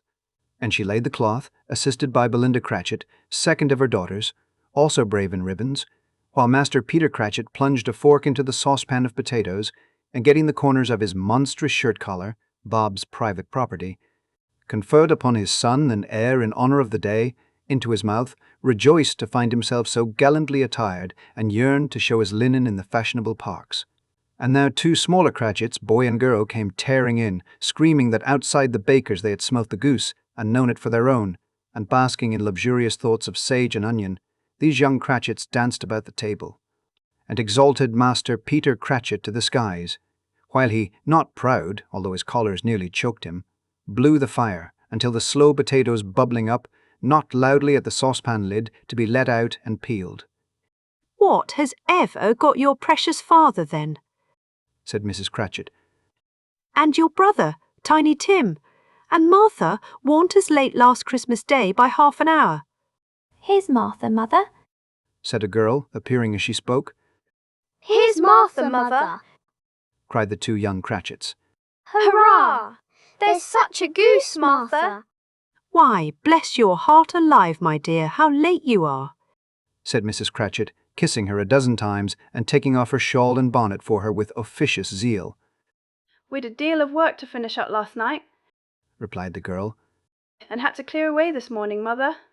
"Well, never mind, so long as you are come," said Mrs. Cratchit. "Sit you down before the fire, my dear, and have a warm. Lord bless ye." "No, no! There's Father coming!" cried the 2 young Cratchits, who were everywhere at once. "Hide, Martha, hide!" So Martha hid herself, and in came little Bob, the father, with at least 3 feet of comforter exclusive of the fringe, hanging down before him, and his threadbare clothes darned up and brushed to look seasonable, and Tiny Tim upon his shoulder. Alas for Tiny Tim, he bore a little crutch, and had his limbs supported by an iron frame. "Why, where's our Martha?" cried Bob Cratchit, looking round. "Not coming," said Mrs. Cratchit. "Not coming," said Bob, with a sudden declension in his high spirits, for he had been Tim's blood horse all the way from church, and had come home rampant. "Not coming upon Christmas Day?" Martha didn't like to see him disappointed, if it were only in joke, so she came out prematurely from behind the closet door and ran into his arms, while the 2 young Cratchits hustled Tiny Tim and bore him off into the wash-house, that he might hear the pudding singing in the copper. "And how did little Tim behave?" asked Mrs. Cratchit, when she had rallied Bob on his credulity, and Bob had hugged his daughter to his heart's content. "As good as gold," said Bob. "And better. Somehow he gets thoughtful, sitting by himself so much, and thinks the strangest things you ever heard. He told me, coming home, that he hoped the people saw him in the church, because he was a cripple, and it might be pleasant to them to remember, upon Christmas Day, who made lame beggars walk and blind men see." Bob's voice was tremulous when he told them this, and trembled more when he said that Tiny Tim was growing strong and hearty. His active little crutch was heard upon the floor, and back came Tiny Tim before another word was spoken, escorted by his brother and sister to his stool before the fire, and while Bob, turning up his cuffs, as if, poor fellow, they were capable of being made more shabby, compounded some hot mixture in a jug with gin and lemons, and stirred it round and put it on the hob to simmer. Master Peter and the two ubiquitous young Cratchits went to fetch the goose, with which they soon returned in high procession. Such a bustle ensued that you might have thought a goose, the rarest of all birds, a feathered phenomenon to which a black swan was a matter of course. And in truth it was something very like it in that house. Mrs. Cratchit made the gravy ready beforehand in a little saucepan, hissing hot. Master Peter mashed the potatoes with incredible vigour. Miss Belinda sweetened up the applesauce. Martha dusted the hot plates. Bob took Tiny Tim beside him in a tiny corner at the table. The two young Cratchits set chairs for everybody, not forgetting themselves, and mounting guard upon their posts, crammed spoons into their mouths, lest they should shriek for goose before their turn came to be helped. At last, the dishes were set on, and grace was said. It was succeeded by a breathless pause, as Mrs. Cratchit, looking slowly all along the carving knife, prepared to plunge it in the breast. But when she did, and when the long-expected gush of stuffing issued forth, one murmur of delight arose all round the board, and even Tiny Tim, excited by the two young Cratchits, beat on the table with the handle of his knife and feebly cried, "Hurrah!" There never was such a goose. Bob said he didn't believe there ever was such a goose cooked. Its tenderness and flavour, size and cheapness were the themes of universal admiration. Eked out by applesauce and mashed potatoes, it was a sufficient dinner for the whole family. Indeed, as Mrs. Cratchit said with great delight, surveying one small atom of a bone upon the dish, they hadn't ate it all at last. Yet every one had had enough, and the youngest Cratchits in particular were steeped in sage and onion to the eyebrows. But now, the plates being changed by Miss Belinda, Mrs. Cratchit left the room alone, too nervous to bear witnesses, to take the pudding up and bring it in. Suppose it should not be done enough? Suppose it should break in turning out? Suppose somebody should have got over the wall of the backyard and stolen it while they were merry with the goose? A supposition at which the two young Cratchits became livid. All sorts of horrors were supposed. Hello! A great deal of steam. The pudding was out of the copper. A smell like a washing day. That was the cloth, a smell like an eating house, and a pastry cook's next door to each other, with a laundress's next door to that. That was the pudding. In half a minute, Mrs. Cratchit entered, flushed, but smiling proudly with the pudding, like a speckled cannonball, so hard and firm, blazing in half a quartern of ignited brandy, and bedight with Christmas holly stuck into the top. Oh, a wonderful pudding, Bob Cratchit said, and calmly too, that he regarded it as the greatest success achieved by Mrs. Cratchit since their marriage. Mrs. Cratchit said that now the weight was off her mind, she would confess she had had her doubts about the quantity of flour. Everybody had something to say about it, but nobody said or thought it was at all a small pudding for a large family. It would have been flat heresy to do so. Any Cratchit would have blushed to hint at such a thing. At last the dinner was all done, the cloth was cleared, the hearth swept, and the fire made up. The compound in the jug being tasted, and considered perfect, apples and oranges were put upon the table, and a shovelful of chestnuts on the fire. Then all the Cratchit family drew round the hearth in what Bob Cratchit called a circle, meaning half a one, and at Bob Cratchit's elbow stood the family display of glass, 2 tumblers and a custard cup without a handle. These held the hot stuff from the jug, however, as well as golden goblets would have done, and Bob served it out with beaming looks, while the chestnuts on the fire sputtered and cracked noisily. Then Bob proposed, "A Merry Christmas to us all, my dears. God bless us," which all the family re-echoed. A Merry Christmas to us all, my dears. God bless us. God bless us, everyone, said Tiny Tim, the last of all. He sat very close to his father's side upon his little stool. Bob held his withered little hand in his, as if he loved the child, and wished to keep him by his side, and dreaded that he might be taken from him. "Spirit," said Scrooge, with an interest he had never felt before, "tell me if Tiny Tim will live." I see a vacant seat, replied the ghost, in the poor chimney corner, and a crutch without an owner, carefully preserved If these shadows remain unaltered by the future, the child will die. Now, now, said Scrooge. Oh no, kind spirit. Say he will be spared. If these shadows remain unaltered by the future, none other of my race, returned the ghost, will find him here. What then? If he be like to die, he had better do it, and decrease the surplus population. Scrooge hung his head to hear his own words quoted by the spirit, and was overcome with penitence and grief. Man, said the ghost, if man you be in heart not adamant, forbear that wicked cant until you have discovered what the surplus is and where it is. Will you decide what men shall live, what men shall die? It may be that in the sight of heaven you are more worthless and less fit to live than millions like this poor man's child. O God, to hear the insect on the leaf pronouncing on the too much life among his hungry brothers in the dust. Scrooge bent before the ghost's rebuke, and trembling cast his eyes upon the ground. But he raised them speedily on hearing his own name. Mr. Scrooge, said Bob. I'll give you Mr. Scrooge, the founder of the feast. The founder of the feast, indeed, cried Mrs. Cratchit, reddening. I wish I had him here. I'd give him a piece of my mind to feast upon, and I hope he'd have a good appetite for it. My dear, said Bob. The children, Christmas Day. It should be Christmas Day, I'm sure, said she. On which one drinks the health of such an odious, stingy, hard, unfeeling man as Mr. Scrooge. You know he is, Robert. Nobody knows it better than you do, poor fellow. My dear, was Bob's mild answer.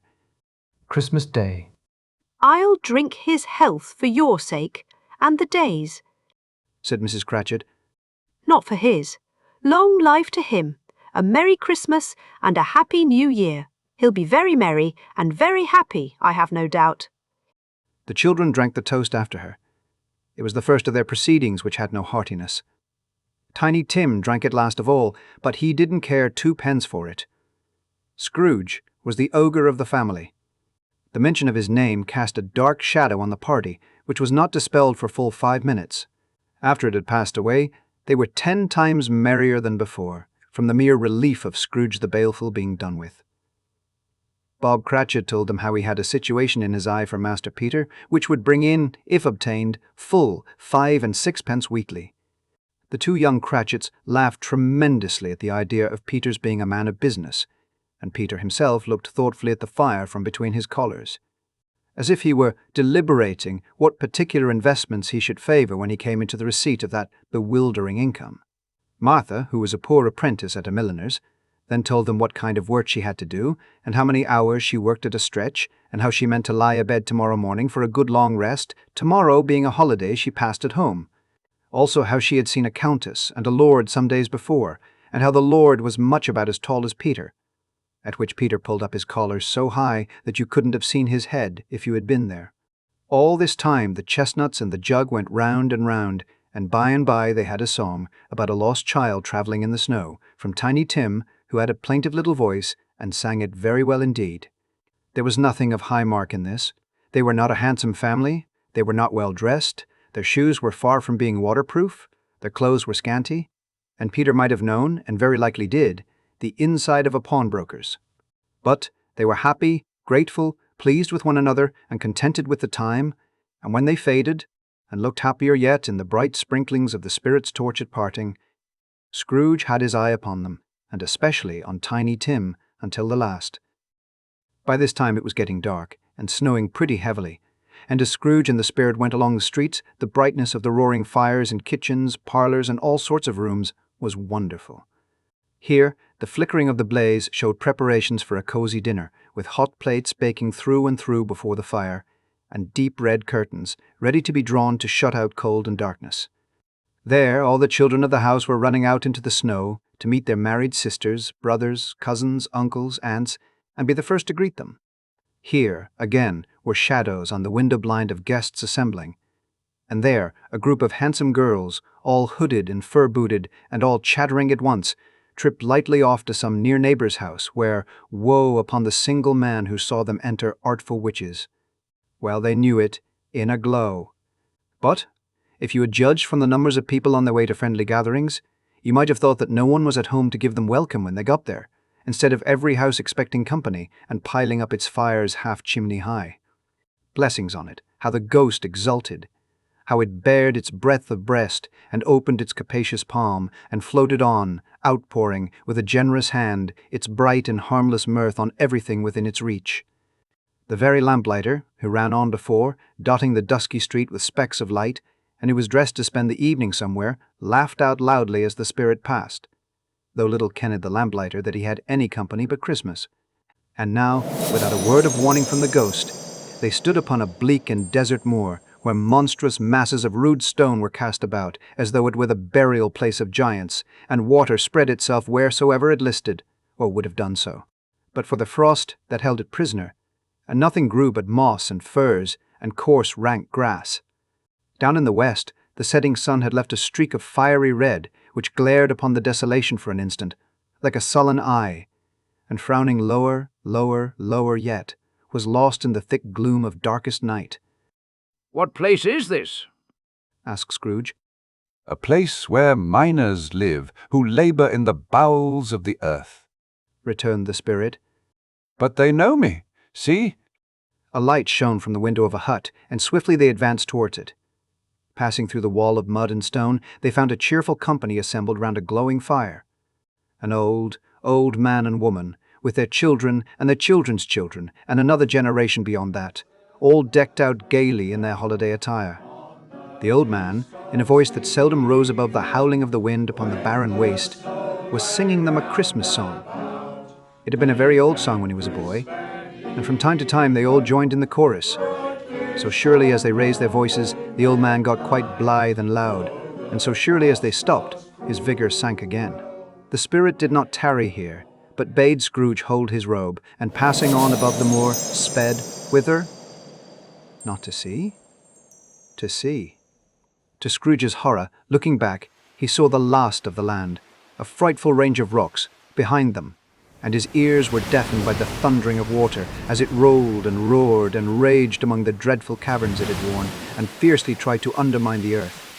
Built upon a dismal reef of sunken rocks, some league or so from shore, on which the waters chafed and dashed, the wild year through, there stood a solitary lighthouse.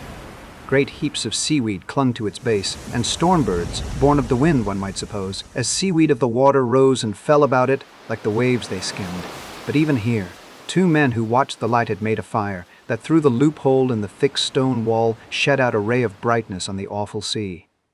Joining their horny hands over the rough table at which they sat, they wished each other Merry Christmas in their can of grog, and one of them, the elder too, with his face all damaged and scarred with hard weather, as the figurehead of an old ship might be, struck up a sturdy song that was like a gale in itself. Again the ghost sped on, above the black and heaving sea on, until, being far away, as he told Scrooge, from any shore, they lighted on a ship. They stood beside the helmsman at the wheel, the lookout in the bow, the officers who had the watch, dark, ghostly figures in their several stations. But every man among them hummed a Christmas tune, or had a Christmas thought, or spoke below his breath to his companion of some bygone Christmas day, with homeward hopes belonging to it. And every man on board, waking or sleeping, good or bad, had had a kinder word for another on that day than on any day in the year, and had shared to some extent in its festivities, and had remembered those he cared for at a distance, and had known that they delighted to remember him. It was a great surprise to Scrooge, while listening to the moaning of the wind, and thinking what a solemn thing it was to move on through the lonely darkness over an unknown abyss, whose depths were secrets as profound as death. It was a great surprise to Scrooge, while thus engaged, to hear a hearty laugh. It was a much greater surprise to Scrooge to recognize it as his own nephew's, and to find himself in a bright, dry, gleaming room with the spirit standing smiling by his side and looking at that same nephew with approving affability. "Ha ha!" laughed Scrooge's nephew. "Ha ha ha!" If you should happen, by any unlikely chance, To know a man more blessed in a laugh than Scrooge's nephew, all I can say is, I should like to know him too. Introduce him to me, and I'll cultivate his acquaintance. It is a fair, even-handed, noble adjustment of things, that while there is infection in disease and sorrow, there is nothing in the world so irresistibly contagious as laughter and good humour. When Scrooge's nephew laughed in this way, holding his sides, rolling his head, and twisting his face into the most extravagant contortions, Scrooge's niece, by marriage, laughed as heartily as he. And their assembled friends, being not a bit behindhand, roared out lustily, He said that Christmas was a humbug, as I live, cried Scrooge's nephew. He believed it too, More shame for him, Fred. Said Scrooge's niece indignantly. Bless those women, they never do anything by halves. They are always in earnest. She was very pretty, exceedingly pretty, with a dimpled, surprised-looking capital face, a ripe little mouth that seemed made to be kissed, as no doubt it was, all kinds of good little dots about her chin, that melted into one another when she laughed, and the sunniest pair of eyes you ever saw in any little creature's head. Altogether she was what you would have called provoking, you know, but satisfactory too. Oh, perfectly satisfactory. He's a comical old fellow, said Scrooge's nephew. That's the truth, and not so pleasant as he might be. However, his offences carry their own punishment, and I have nothing to say against him. I'm sure he is very rich, Fred. Hinted Scrooge's niece. At least you always tell me so. What of that, my dear? Said Scrooge's nephew. His wealth is of no use to him. He don't do any good with it. He don't make himself comfortable with it. He hasn't the satisfaction of thinking, that he is ever going to benefit us with it. I have no patience with him, observed Scrooge's niece.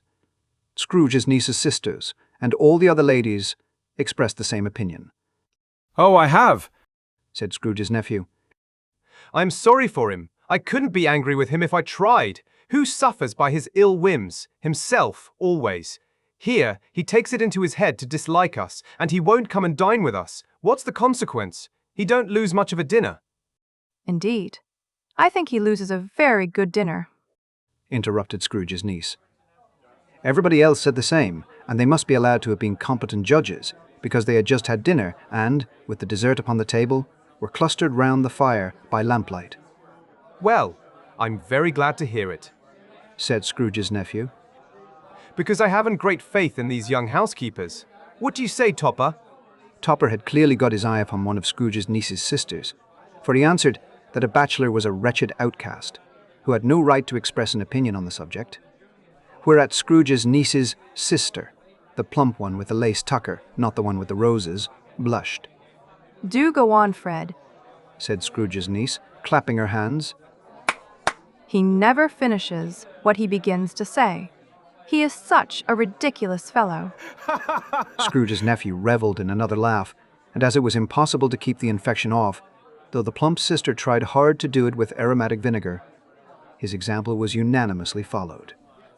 I was only going to say, said Scrooge's nephew, that the consequence of his taking a dislike to us and not making merry with us is, as I think, that he loses some pleasant moments which could do him no harm.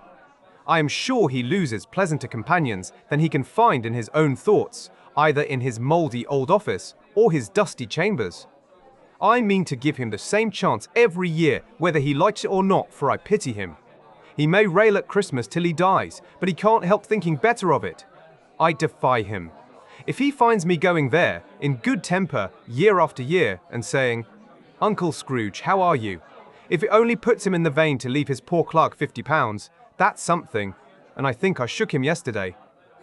It was their turn to laugh now at the notion of his shaking Scrooge. But being thoroughly good-natured, and not much caring what they laughed at, so that they laughed at any rate, he encouraged them in their merriment, and passed the bottle joyously. After tea, they had some music, for they were a musical family, and knew what they were about, when they sung a glee or catch, I can assure you. Especially Topper, who could growl away in the bass like a good one, and never swell the large veins in his forehead, or get red in the face over it. Scrooge's niece played well upon the harp, and played among other tunes a simple little air, a mere nothing. You might learn to whistle it in 2 minutes, which had been familiar to the child who fetched Scrooge from the boarding school, as he had been reminded by the ghost of Christmas past. When this strain of music sounded, all the things the ghost had shown him came upon his mind. He softened more and more, and thought that if he could have listened to it often years ago, he might have cultivated the kindnesses of life for his own happiness with his own hands, without resorting to the sexton's spade that buried Jacob Marley. But they didn't devote the whole evening to music. After a while they played at forfeits, for it is good to be children sometimes, and never better than at Christmas, when its mighty founder was a child himself. Stop! There was first a game at Blind Man's Buff. Of course there was, and I no more believe Topper was really blind than I believe he had eyes in his boots. My opinion is that it was a done thing between him and Scrooge's nephew, and that the ghost of Christmas present knew it. The way he went after that plump sister in the lace tucker was an outrage on the credulity of human nature.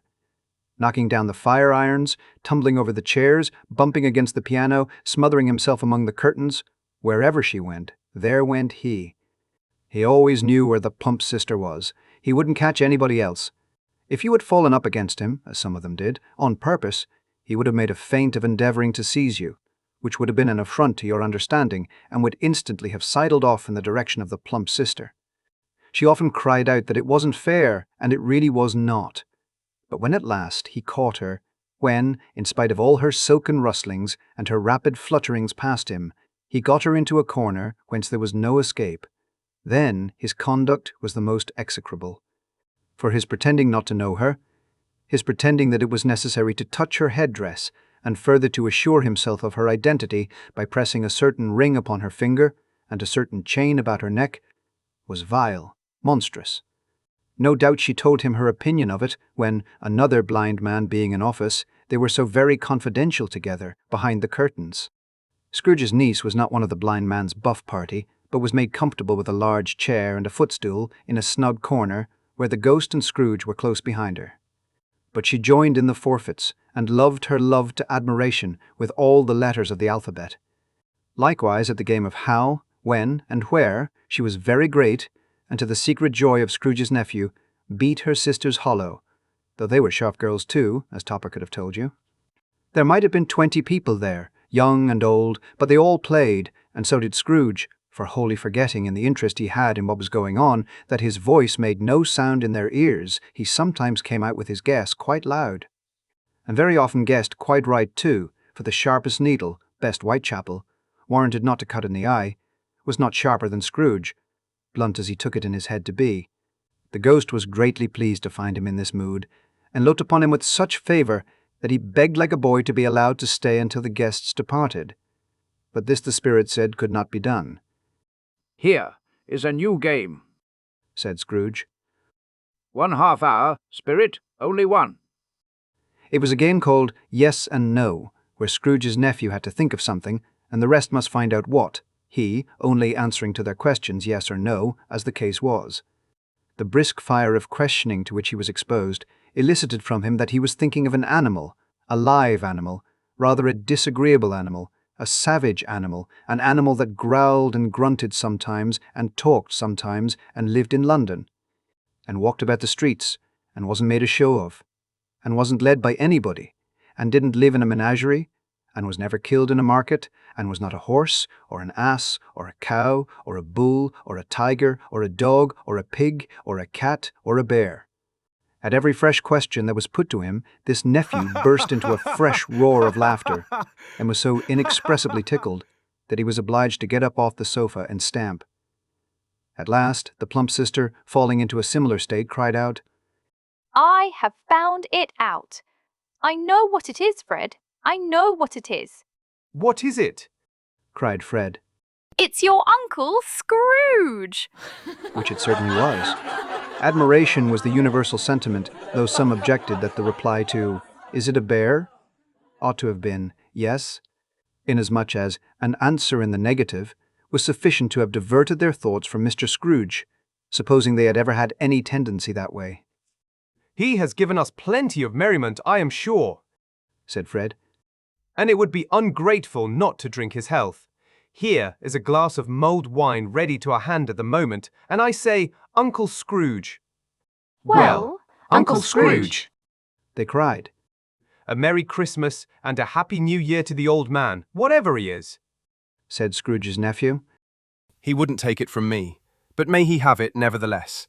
Uncle Scrooge." Uncle Scrooge had imperceptibly become so gay and light of heart that he would have pledged the unconscious company in return, and thanked them in an inaudible speech if the ghost had given him time. But the whole scene passed off in the breath of the last word spoken by his nephew, and he and the spirit were again upon their travels. Much they saw, and far they went, and many homes they visited, but always with a happy end. The spirit stood beside sick beds, and they were cheerful, on foreign lands, and they were close at home, by struggling men, and they were patient in their greater hope, by poverty, and it was rich. In almshouse, hospital, and jail, in misery's every refuge, where vain man in his little brief authority had not made fast the door and barred the spirit out, he left his blessing and taught Scrooge his precepts. It was a long night, if it were only a night, but Scrooge had his doubts of this, because the Christmas holidays appeared to be condensed into the space of time they passed together. It was strange, too, that while Scrooge remained unaltered in his outward form, the ghost grew older, clearly older. Scrooge had observed this change, but never spoke of it, until they left a children's Twelfth Night party, when, looking at the spirit as they stood together in an open place, he noticed that its hair was grey. "Are spirits' lives so short?" asked Scrooge. "My life upon this globe is very brief," replied the ghost. "It ends tonight." "Tonight?" cried Scrooge. "Tonight at midnight. Hark! The time is drawing near." The chimes were ringing the 11:15 at that moment.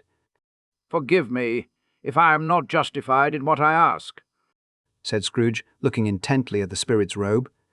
"but I see something strange, and not belonging to yourself, protruding from your skirts. Is it a foot or a claw?"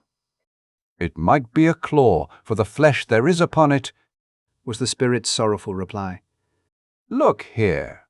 From the foldings of its robe, it brought 2 children, wretched, abject, frightful, hideous, miserable. They knelt down at its feet and clung upon the outside of its garment. "Oh, man, look here, look down here," exclaimed the ghost. They were a boy and girl, yellow, meagre, ragged, scowling, wolfish, but prostrate too in their humility. Where graceful youth should have filled their features out and touched them with its freshest tints, a stale and shriveled hand, like that of age, had pinched and twisted them, and pulled them into shreds. Where angels might have sat enthroned, devils lurked and glared out menacing.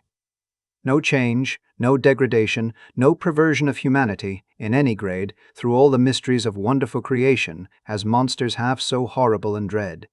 Scrooge started back, appalled.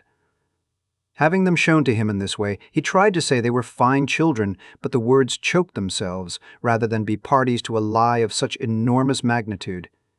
"Spirit, are they yours?" Scrooge could say no more. "They are man's," said the spirit, looking down upon them. "and they cling to me, appealing from their fathers. This boy is ignorance, this girl is want. Beware them both, and all of their degree. But most of all, beware this boy, for on his brow I see that written which is doom, unless the writing be erased. Deny it," cried the spirit, stretching out its hand towards the city. "Slander those who tell it ye. Admit it for your factious purposes, and make it worse, and bide the end." "Have they no refuge or resource?" cried Scrooge. "Are there no prisons?" said the spirit, turning on him for the last time with his own words. "Are there no workhouses?" The bell struck 12. Scrooge looked about him for the ghost, and saw it not. As the last stroke ceased to vibrate, he remembered the prediction of old Jacob Marley, and lifting up his eyes, beheld a solemn phantom, draped and hooded, coming like a mist along the ground towards him.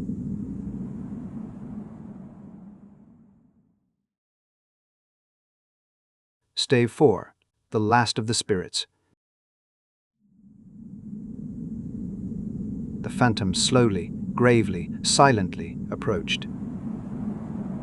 When it came near him, Scrooge bent down upon his knee, for in the very air through which this spirit moved, it seemed to scatter gloom and mystery. It was shrouded in a deep black garment, which concealed its head, its face, its form, and left nothing of it visible save one outstretched hand. But for this, it would have been difficult to detach its figure from the night and separate it from the darkness by which it was surrounded.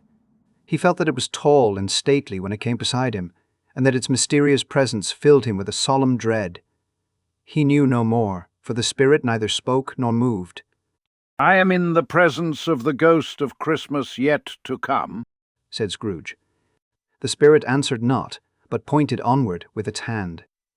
"You are about to show me shadows of the things that have not happened, but will happen in the time before us," Scrooge pursued.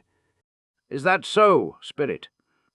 The upper portion of the garment was contracted for an instant in its folds, as if the spirit had inclined its head. That was the only answer he received. Although well used to ghostly company by this time, Scrooge feared the silent shape so much that his legs trembled beneath him, and he found that he could hardly stand when he prepared to follow it. The spirit paused a moment, as observing his condition and giving him time to recover. But Scrooge was all the worse for this. It thrilled him with a vague, uncertain horror to know that behind the dusky shroud there were ghostly eyes intently fixed upon him, while he, though he stretched his own to the utmost, could see nothing but a spectral hand and one great heap of black. "Ghost of the future," he exclaimed, "I fear you more than any spectre I have seen. But as I know your purpose is to do me good, and as I hope to live to be another man from what I was, I am prepared to bear you company, and do it with a thankful heart. Will you not speak to me?" It gave him no reply. The hand was pointed straight before them. "Ah, lead on," said Scrooge. "Lead on! The night is waning fast, and it is precious time to me, I know. Lead on, spirit!" The phantom moved away as it had come towards him. Scrooge followed in the shadow of its dress, which bore him up, he thought, and carried him along.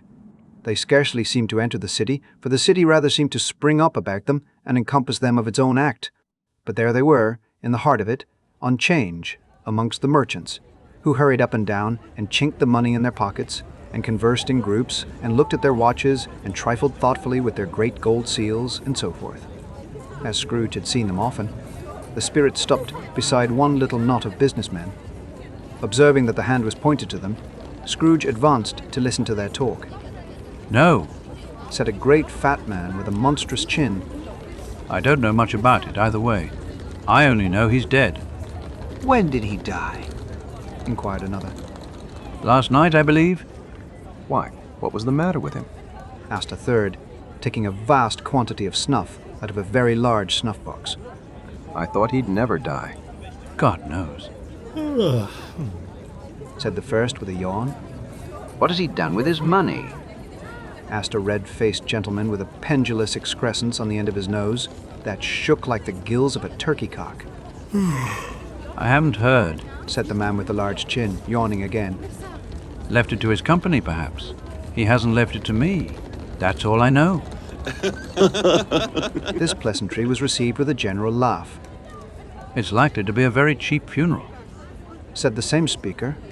"For upon my life I don't know of anybody to go to it. Suppose we make up a party and volunteer." "I don't mind going if a lunch is provided," observed the gentleman with the excrescence on his nose. "But I must be fed if I make one." Another laugh. "Well, I am the most disinterested among you, after all," said the first speaker. "For I never wear black gloves and I never eat lunch. But I'll offer to go if anybody else will. When I come to think of it, I'm not at all sure that I wasn't his most particular friend, for we used to stop and speak whenever we met. Bye-bye." Speakers and listeners strolled away and mixed with other groups. Scrooge knew the men and looked towards the spirit for an explanation.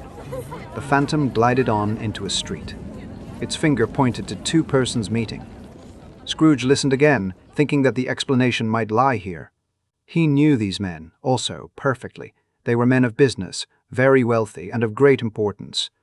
He had made a point always of standing well in their esteem, in a business point of view, that is, strictly in a business point of view. How are you? Said one. How are you? Returned the other. Well, said the first. Old Scratch has got his own at last, eh? So I am told, returned the second. Cold, isn't it? Seasonable for Christmas time. You're not a skater, I suppose. No. Something else to think of. Good morning. Not another word. That was their meeting, their conversation, and their parting. Scrooge was at first inclined to be surprised that the spirit should attach importance to conversations apparently so trivial. But feeling assured that they must have some hidden purpose, he set himself to consider what it was likely to be. They could scarcely be supposed to have any bearing on the death of Jacob, his old partner, for that was past, and this ghost's province was the future. Nor could he think of anyone immediately connected with himself to whom he could apply them. But nothing doubting that to whomsoever they applied, they had some latent moral for his own improvement, he resolved to treasure up every word he heard and everything he saw, and especially to observe the shadow of himself when it appeared. For he had an expectation that the conduct of his future self would give him the clue he missed and would render the solution of these riddles easy. He looked about in that very place for his own image, but another man stood in his accustomed corner, and though the clock pointed to his usual time of day for being there, he saw no likeness of himself among the multitudes that poured in through the porch. It gave him little surprise, however, for he had been revolving in his mind a change of life, and thought and hoped he saw his newborn resolutions carried out in this. Quiet and dark, beside him, stood the phantom with its outstretched hand. When he roused himself from his thoughtful quest, he fancied from the turn of the hand and its situation in reference to himself, that the unseen eyes were looking at him keenly. It made him shudder and feel very cold.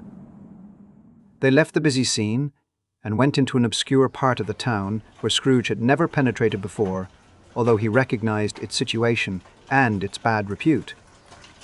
The ways were foul and narrow, the shops and houses wretched, the people half-naked, drunken, slipshod, ugly. Alleys and archways, like so many cesspools, disgorged their offences of smell and dirt and life upon the straggling streets, and the whole quarter reeked with crime, with filth and misery. Far in this den of infamous resort, there was a low-browed, beetling shop below a penthouse roof where iron, old rags, bottles, bones, and greasy offal were bought. Upon the floor within were piled up heaps of rusty keys, nails, chains, hinges, files, scales, weights, and refuse iron of all kinds. Secrets that few would like to scrutinize were bred and hidden in mountains of unseemly rags, masses of corrupted fat, and sepulchres of bones.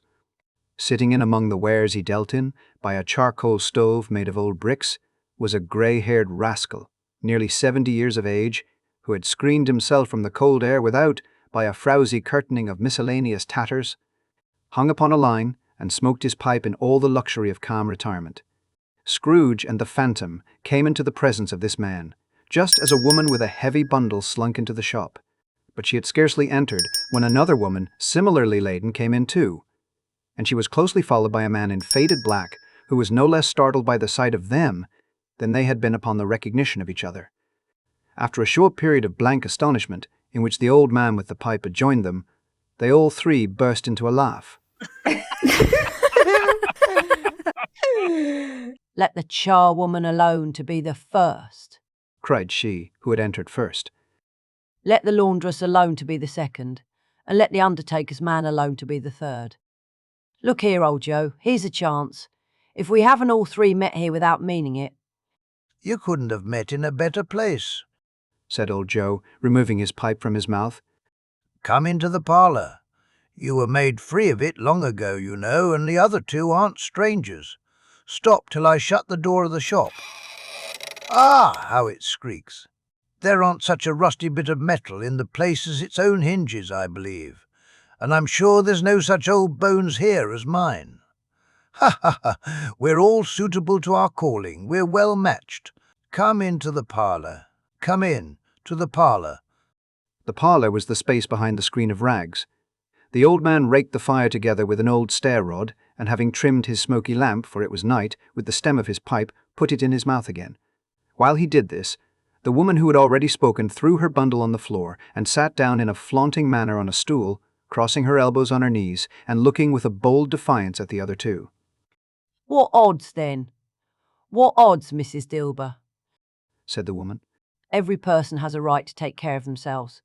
He always did. That's true, indeed, said the laundress. No man more so.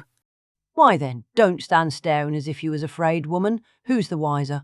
We're not going to pick holes in each other's coats, I suppose. No, indeed, said Mrs. Dilber and the man together. We should hope not. Very well, then, cried the woman. That's enough. Who's the worse for the loss of a few things like these? Not a dead man, I suppose. No, indeed, said Mrs. Dilber, laughing. If he wanted to keep 'em after he was dead, a wicked old screw, pursued the woman. Why wasn't he natural in his lifetime?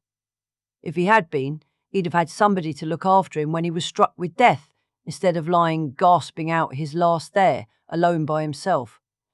It's the truest word that ever was spoke, said Mrs. Dilber.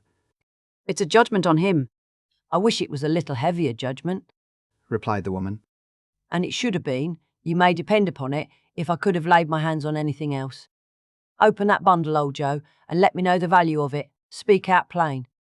I'm not afraid to be the first, nor afraid for them to see it. We know pretty well that we were helping ourselves before we met here, I believe. It's no sin. Open the bundle, Joe. But the gallantry of her friends would not allow of this, and the man in faded black, mounting the breach first, produced his plunder. It was not extensive.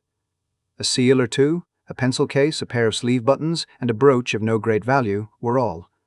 They were severally examined and appraised by old Joe, who chalked the sums he was disposed to give for each upon the wall and added them up into a total when he found there was nothing more to come. That's your account, said Joe. And I wouldn't give another sixpence if I was to be boiled for not doing it. Who's next?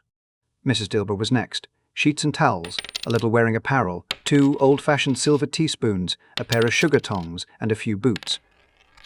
Her account was stated on the wall in the same manner. I always give too much to ladies. It's a weakness of mine, and that's the way I ruin myself, said old Joe. That's your account. If you asked me for another penny and made it an open question, I'd repent of being so liberal and knock off half a crown.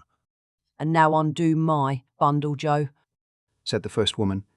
Joe went down on his knees for the greater convenience of opening it, and having unfastened a great many knots, dragged out a large and heavy roll of some dark stuff. What do you call this? Said Joe. Bed curtains,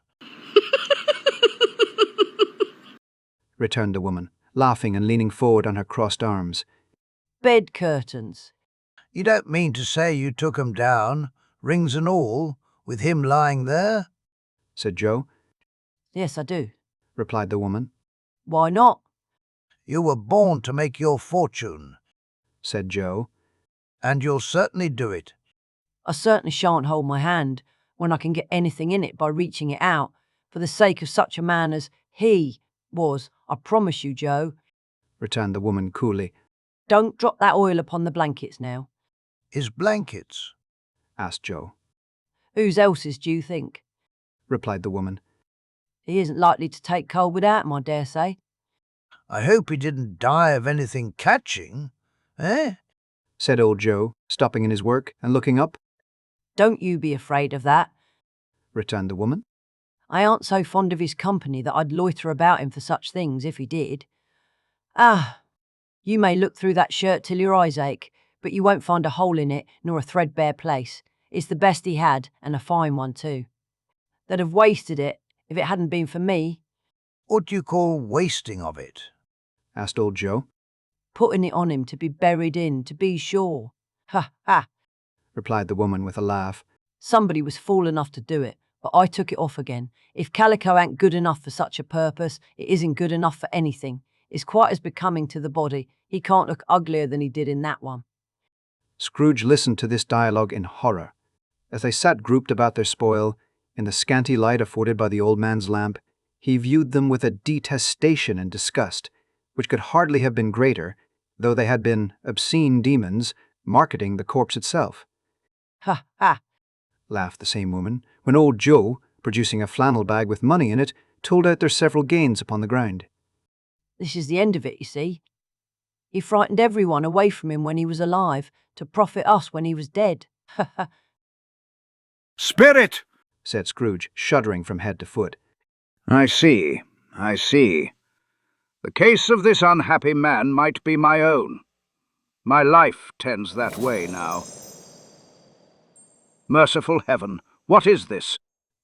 He recoiled in terror, for the scene had changed, and now he almost touched a bare, uncurtained bed, on which, beneath a ragged sheet, there lay a something covered up, which, though it was dumb, announced itself in awful language.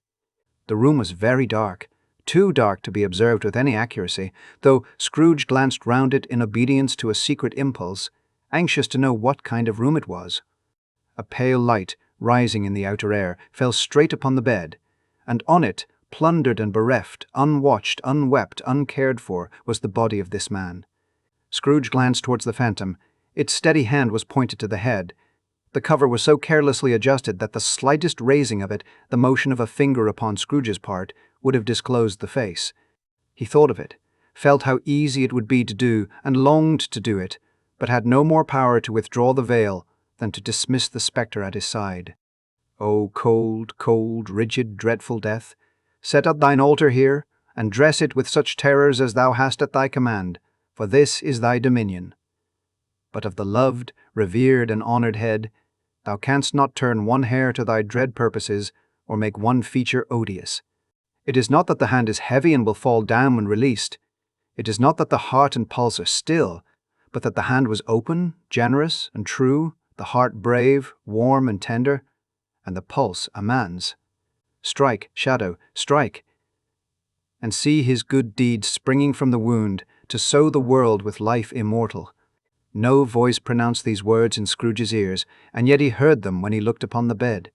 He thought, if this man could be raised up now, what would be his foremost thoughts? Avarice? Hard-dealing, griping cares? They have brought him to a rich end, truly.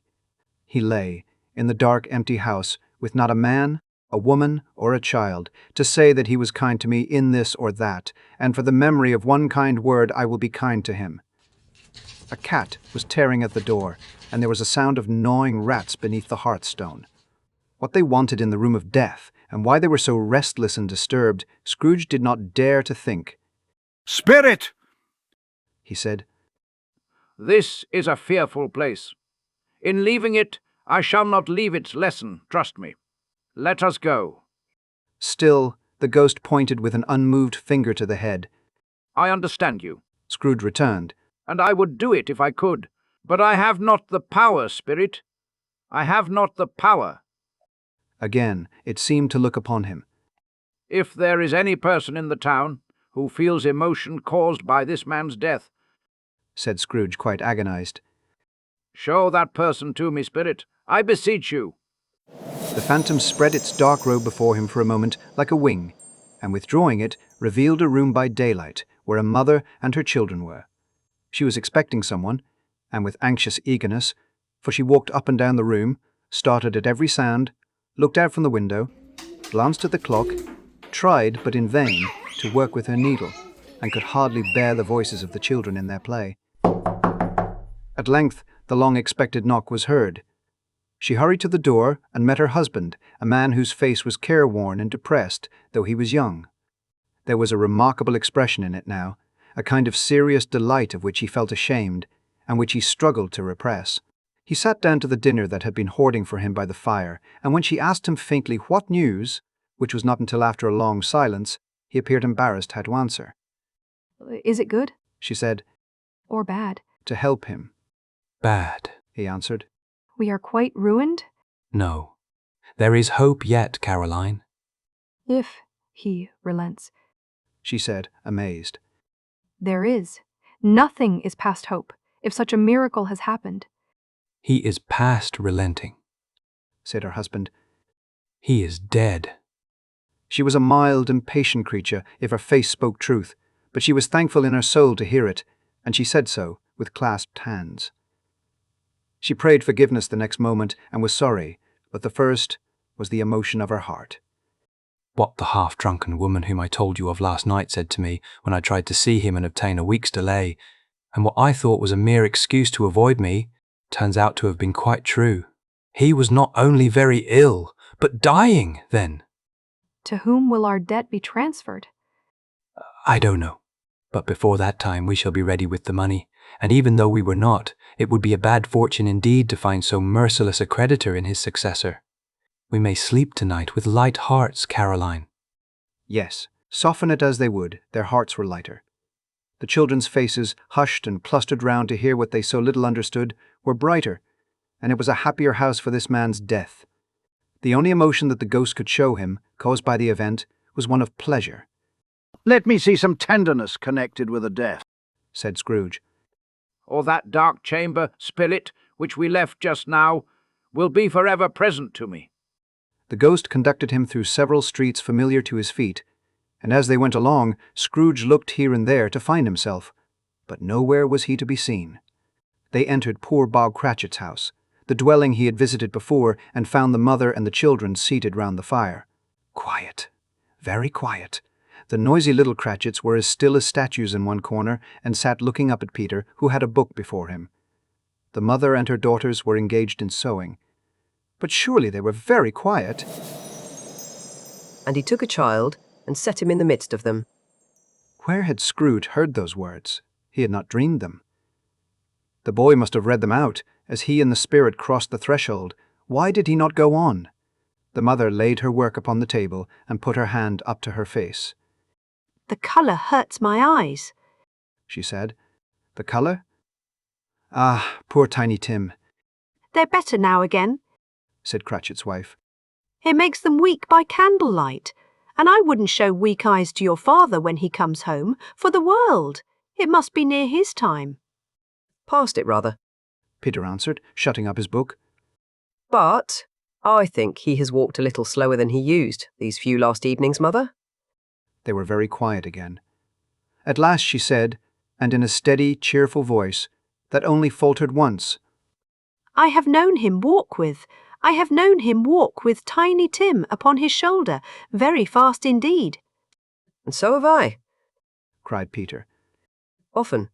And so have I, exclaimed another. So had all. But he was very light to carry, she resumed, intent upon her work. And his father loved him so that it was no trouble, no trouble. And there is your father at the door. She hurried out to meet him, and little Bob and his comforter, he had need of it, poor fellow, came in. His tea was ready for him on the hob, and they all tried who should help him to it most.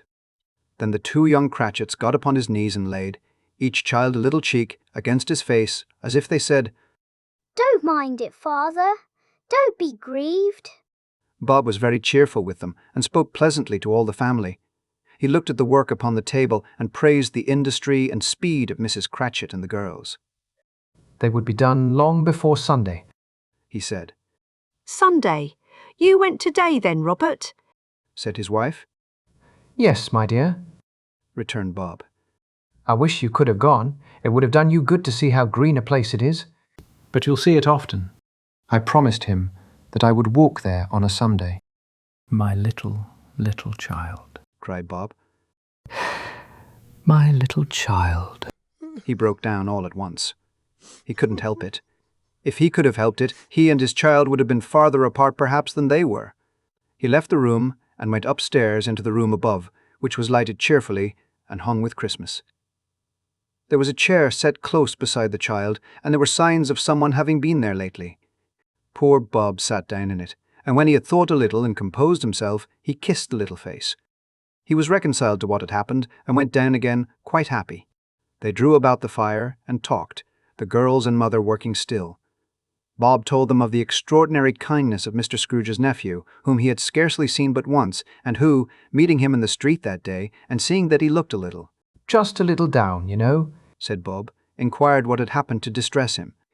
On which, said Bob, for he is the pleasantest spoken gentleman you ever heard, I told him. I am heartily sorry for it, Mr. Cratchit, he said, and heartily sorry for your good wife. By the by, how he ever knew that, I don't know. Knew what, my dear? Why, that you were a good wife, replied Bob. Everybody knows that, said Peter.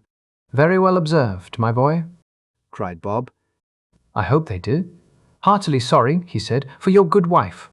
If I can be of service to you in any way, he said, giving me his card, that's where I live. Pray come to me. No, it wasn't, cried Bob. For the sake of anything he might be able to do for us, so much as for his kind way, that this was quite delightful. It really seemed as if he had known our Tiny Tim and felt with us. I'm sure he's a good soul, said Mrs. Cratchit. You would be surer of it, my dear, returned Bob. If you saw and spoke to him. I shouldn't be at all surprised. Mark what I say. If he got Peter a better situation. Only hear that, Peter? said Mrs. Cratchit. And then, cried one of the girls, Peter will be keeping company with someone and setting up for himself. Get along with you, retorted Peter, grinning. It's just as likely as not, said Bob. One of these days, though there's plenty of time for that, my dear, but however and whenever we part from one another, I am sure we shall none of us forget poor Tiny Tim, shall we, or this first parting that there was among us. Never, Father, cried they all. And I know, said Bob, I know, my dears, that when we recollect how patient and how mild he was, although he was a little child, we shall not quarrel easily among ourselves and forget poor Tiny Tim in doing it. No, never, Father, they all cried again. I am very happy, said little Bob. I am very happy. Mrs. Cratchit kissed him, his daughters kissed him, the two young Cratchits kissed him, and Peter and himself shook hands. Spirit of Tiny Tim, thy childish essence was from God. Spectre, said Scrooge. Something informs me that our parting moment is at hand. I know it, but I know not how. Tell me what man that was whom we saw lying dead. The ghost of Christmas yet to come conveyed him, as before, though at a different time, he thought. Indeed, there seemed no order in these latter visions, save that they were in the future, into the resorts of business men, but showed him not himself. Indeed, the spirit did not stay for anything, but went straight on, as to the end just now desired, until besought by Scrooge to tarry for a moment. This court, said Scrooge, through which we hurry now, is where my place of occupation is, and has been for a length of time. I see the house. Let me behold what I shall be in days to come. The spirit stopped. The hand was pointed elsewhere. The house is yonder, Scrooge exclaimed. Why do you point away? The inexorable finger underwent no change. Scrooge hastened to the window of his office and looked in. It was an office still, but not his. The furniture was not the same, and the figure in the chair was not himself. The phantom pointed as before. He joined it once again, and wondering why and whither he had gone, accompanied it until they reached an iron gate. He paused to look round before entering. A churchyard. Here, then, the wretched man whose name he had now to learn lay underneath the ground. It was a worthy place. Walled in by houses, overrun by grass and weeds, the growth of vegetation's death, not life, choked up with too much burying, fat with repleted appetite. A worthy place. The spirit stood among the graves and pointed down to one. He advanced towards it, trembling. The phantom was exactly as it had been, but he dreaded that he saw new meaning in its solemn shape. Before I draw nearer to that stone to which you point, said Scrooge, answer me one question. Are these the shadows of the things that will be, or are they shadows of things that may be only? Still, the ghost pointed downward to the grave by which it stood. Men's courses will foreshadow certain ends, to which, if persevered in, they must lead, said Scrooge. But if the courses be departed from, the ends will change. Say it is thus with what you show me. The spirit was immovable as ever. Scrooge crept towards it, trembling as he went, and following the finger, read upon the stone of the neglected grave his own name, Ebenezer Scrooge. No, no. Am I that man who lay upon the bed? He cried, upon his knees. The finger pointed from the grave to him, and back again. No, spirit. Oh, no, no. The finger still was there. Spirit! He cried, tight clutching at its robe. Hear me. I'm not the man I was. I will not be the man I must have been but for this intercourse. Why show me this, if I am past all hope? For the first time, the hand appeared to shake. Good spirit, he pursued, as down upon the ground he fell before it. Your nature intercedes for me and pities me. Assure me that I yet may change these shadows you have shown me by an altered life. The kind hand trembled. I will honour Christmas in my heart, and try to keep it all the year. I will live in the past, the present, and the future. The spirits of all three shall strive within me. I will not shut out the lessons that they teach. Oh, tell me I may sponge away the writing on this stone. In his agony, he caught the spectral hand. It sought to free itself, but he was strong in his entreaty and detained it. The spirit, stronger yet, repulsed him. Holding up his hands in a last prayer to have his fate reversed, he saw an alteration in the phantom's hood and dress. It shrunk, collapsed, and dwindled down into a bedpost. Stave 5. The end of it. Yes, and the bedpost was his own. The bed was his own, the room was his own. Best and happiest of all, the time before him was his own, to make amends in. I will live in the past, the present, and the future, Scrooge repeated as he scrambled out of bed. The spirits of all three shall strive within me. O Jacob Marley, heaven and the Christmas time be praised for this. I say it on my knees, old Jacob, on my knees. He was so fluttered and so glowing with his good intentions that his broken voice would scarcely answer to his call. He had been sobbing violently in his conflict with the spirit, and his face was wet with tears. They are not torn down, cried Scrooge, folding one of his bed curtains in his arms. They are not torn down, rings and all.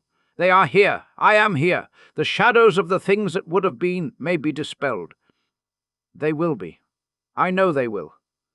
His hands were busy with his garments all this time, turning them inside out, putting them on upside down, tearing them, mislaying them, making them parties to every kind of extravagance. I don't know what to do, cried Scrooge, laughing and crying in the same breath, and making a perfect Laocoon of himself with his stockings. I'm as light as a feather. I'm as happy as an angel. I'm as merry as a schoolboy. I'm as giddy as a drunken man. A Merry Christmas to everybody. A Happy New Year to all the world. Hello here! Whoop! Hello!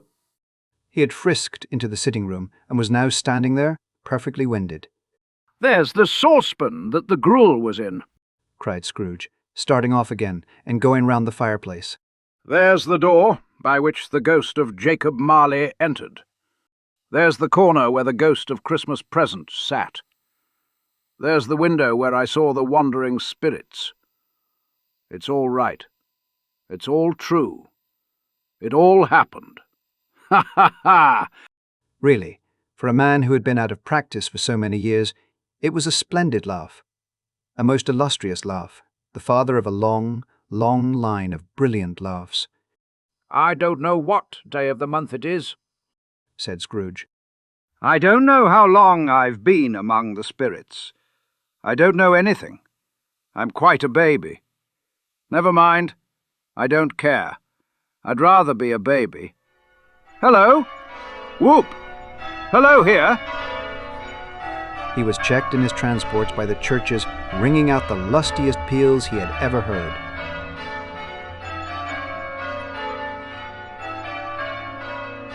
Oh, glorious, glorious! Running to the window, he opened it and put out his head. No fog, no mist, clear, bright, jovial, stirring, cold, cold, piping for the blood to dance to. Golden sunlight, heavenly sky, sweet fresh air, merry bells. Oh, glorious, glorious! What's today?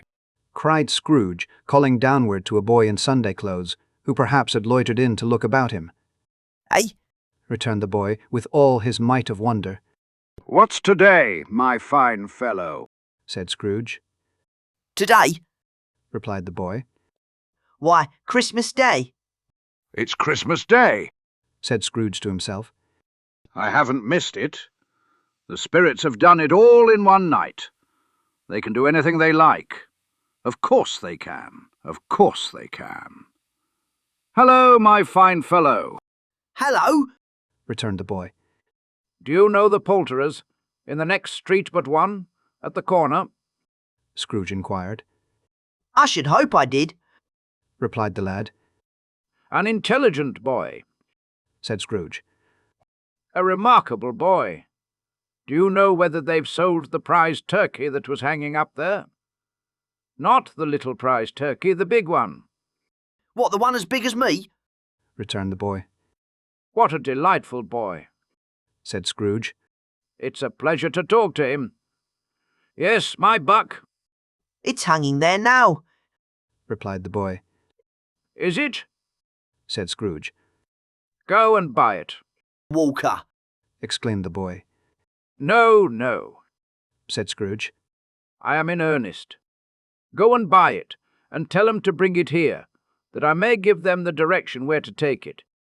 Come back with the man, and I'll give you a shilling. Come back with him in less than 5 minutes, and I'll give you half a crown. The boy was off like a shot. He must have had a steady hand at a trigger who could have got a shot off half so fast. I'll send it to Bob Cratchit's. Ha ha! whispered Scrooge, rubbing his hands and splitting with a laugh. He shan't know who sends it. It's twice the size of Tiny Tim.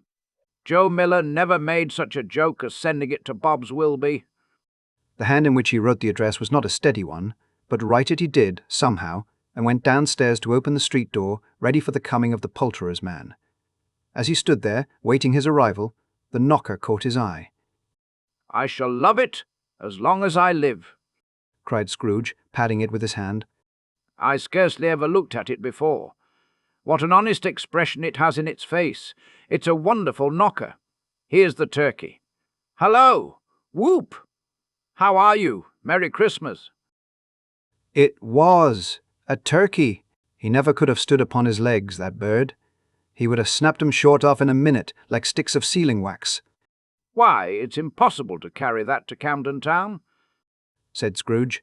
You must have a cab. Ha ha ha ha!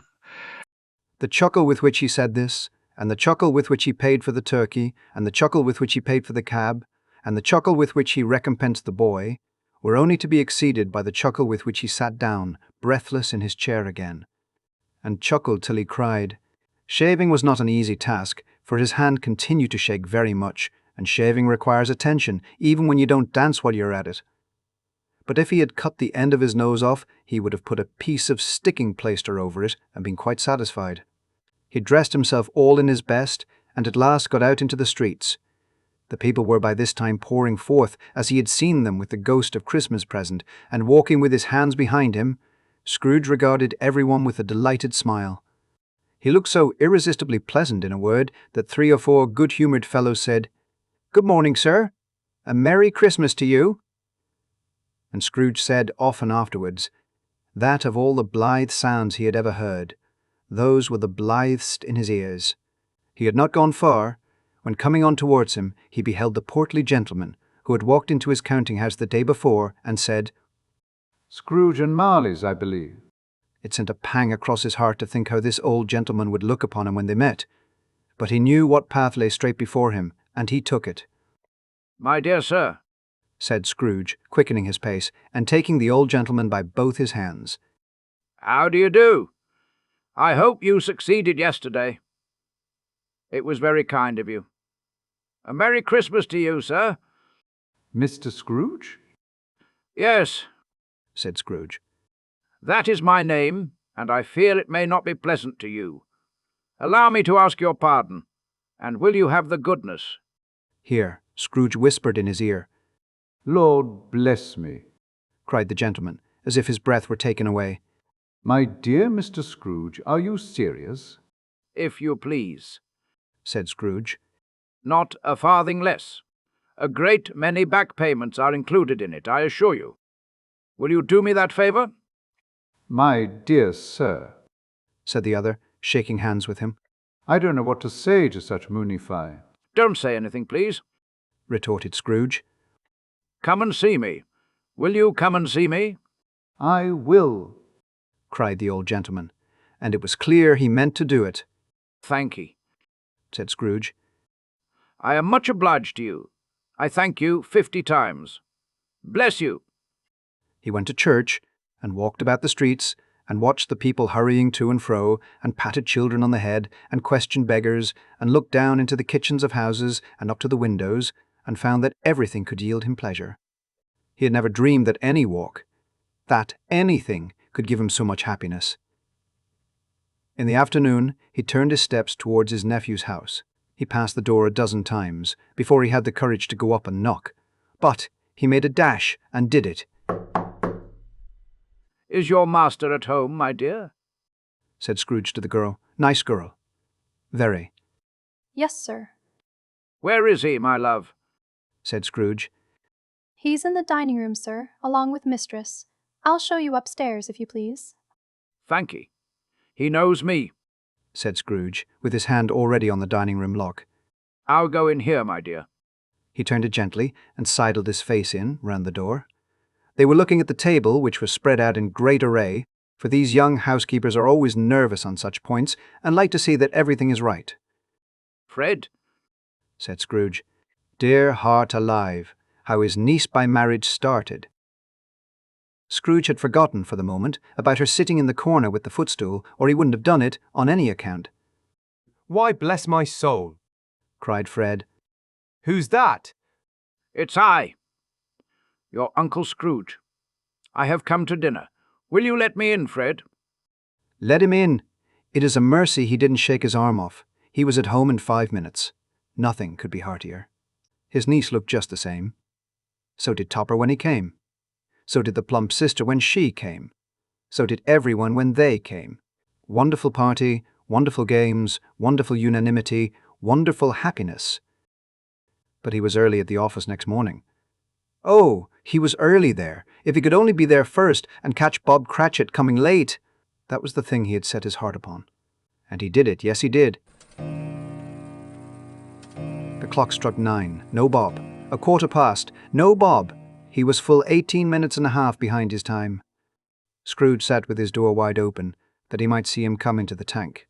His hat was off. Before he opened the door, his comforter too. He was on his stool in a jiffy, driving away with his pen, as if he were trying to overtake 9 o'clock. Ha! Hello, growled Scrooge, in his accustomed voice, as near as he could feign it. What do you mean by coming here at this time of day? I am very sorry, sir, said Bob.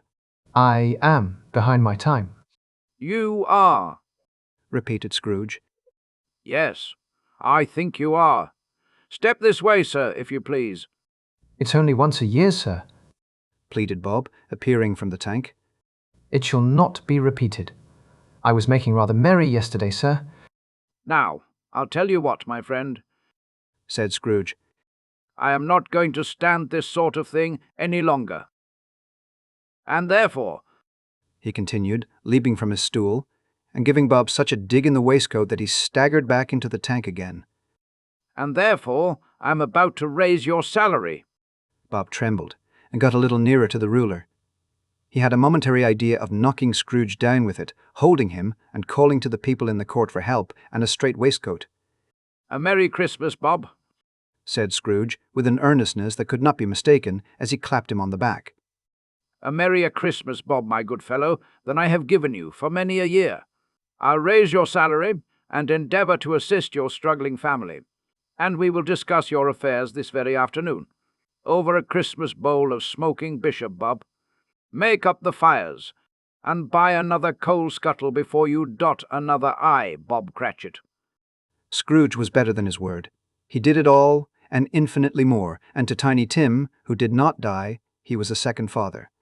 He became as good a friend, as good a master, and as good a man, as the good old city knew, or any other good old city, town, or borough in the good old world. Some people laughed to see the alteration in him, but he let them laugh, and little heeded them, for he was wise enough to know that nothing ever happened on this globe for good, at which some people did not have their fill of laughter in the outset, and knowing that such as these would be blind anyway, he thought it quite as well that they should wrinkle up their eyes in grins as have the malady in less attractive forms. His own heart laughed, and that was quite enough for him. He had no further intercourse with spirits, but lived upon the total abstinence principle ever afterwards, and it was always said of him that he knew how to keep Christmas well, if any man alive possessed the knowledge. May that be truly said of us, and all of us. And so, as Tiny Tim observed, God bless us, everyone. this was a Telly production. Thank you for listening.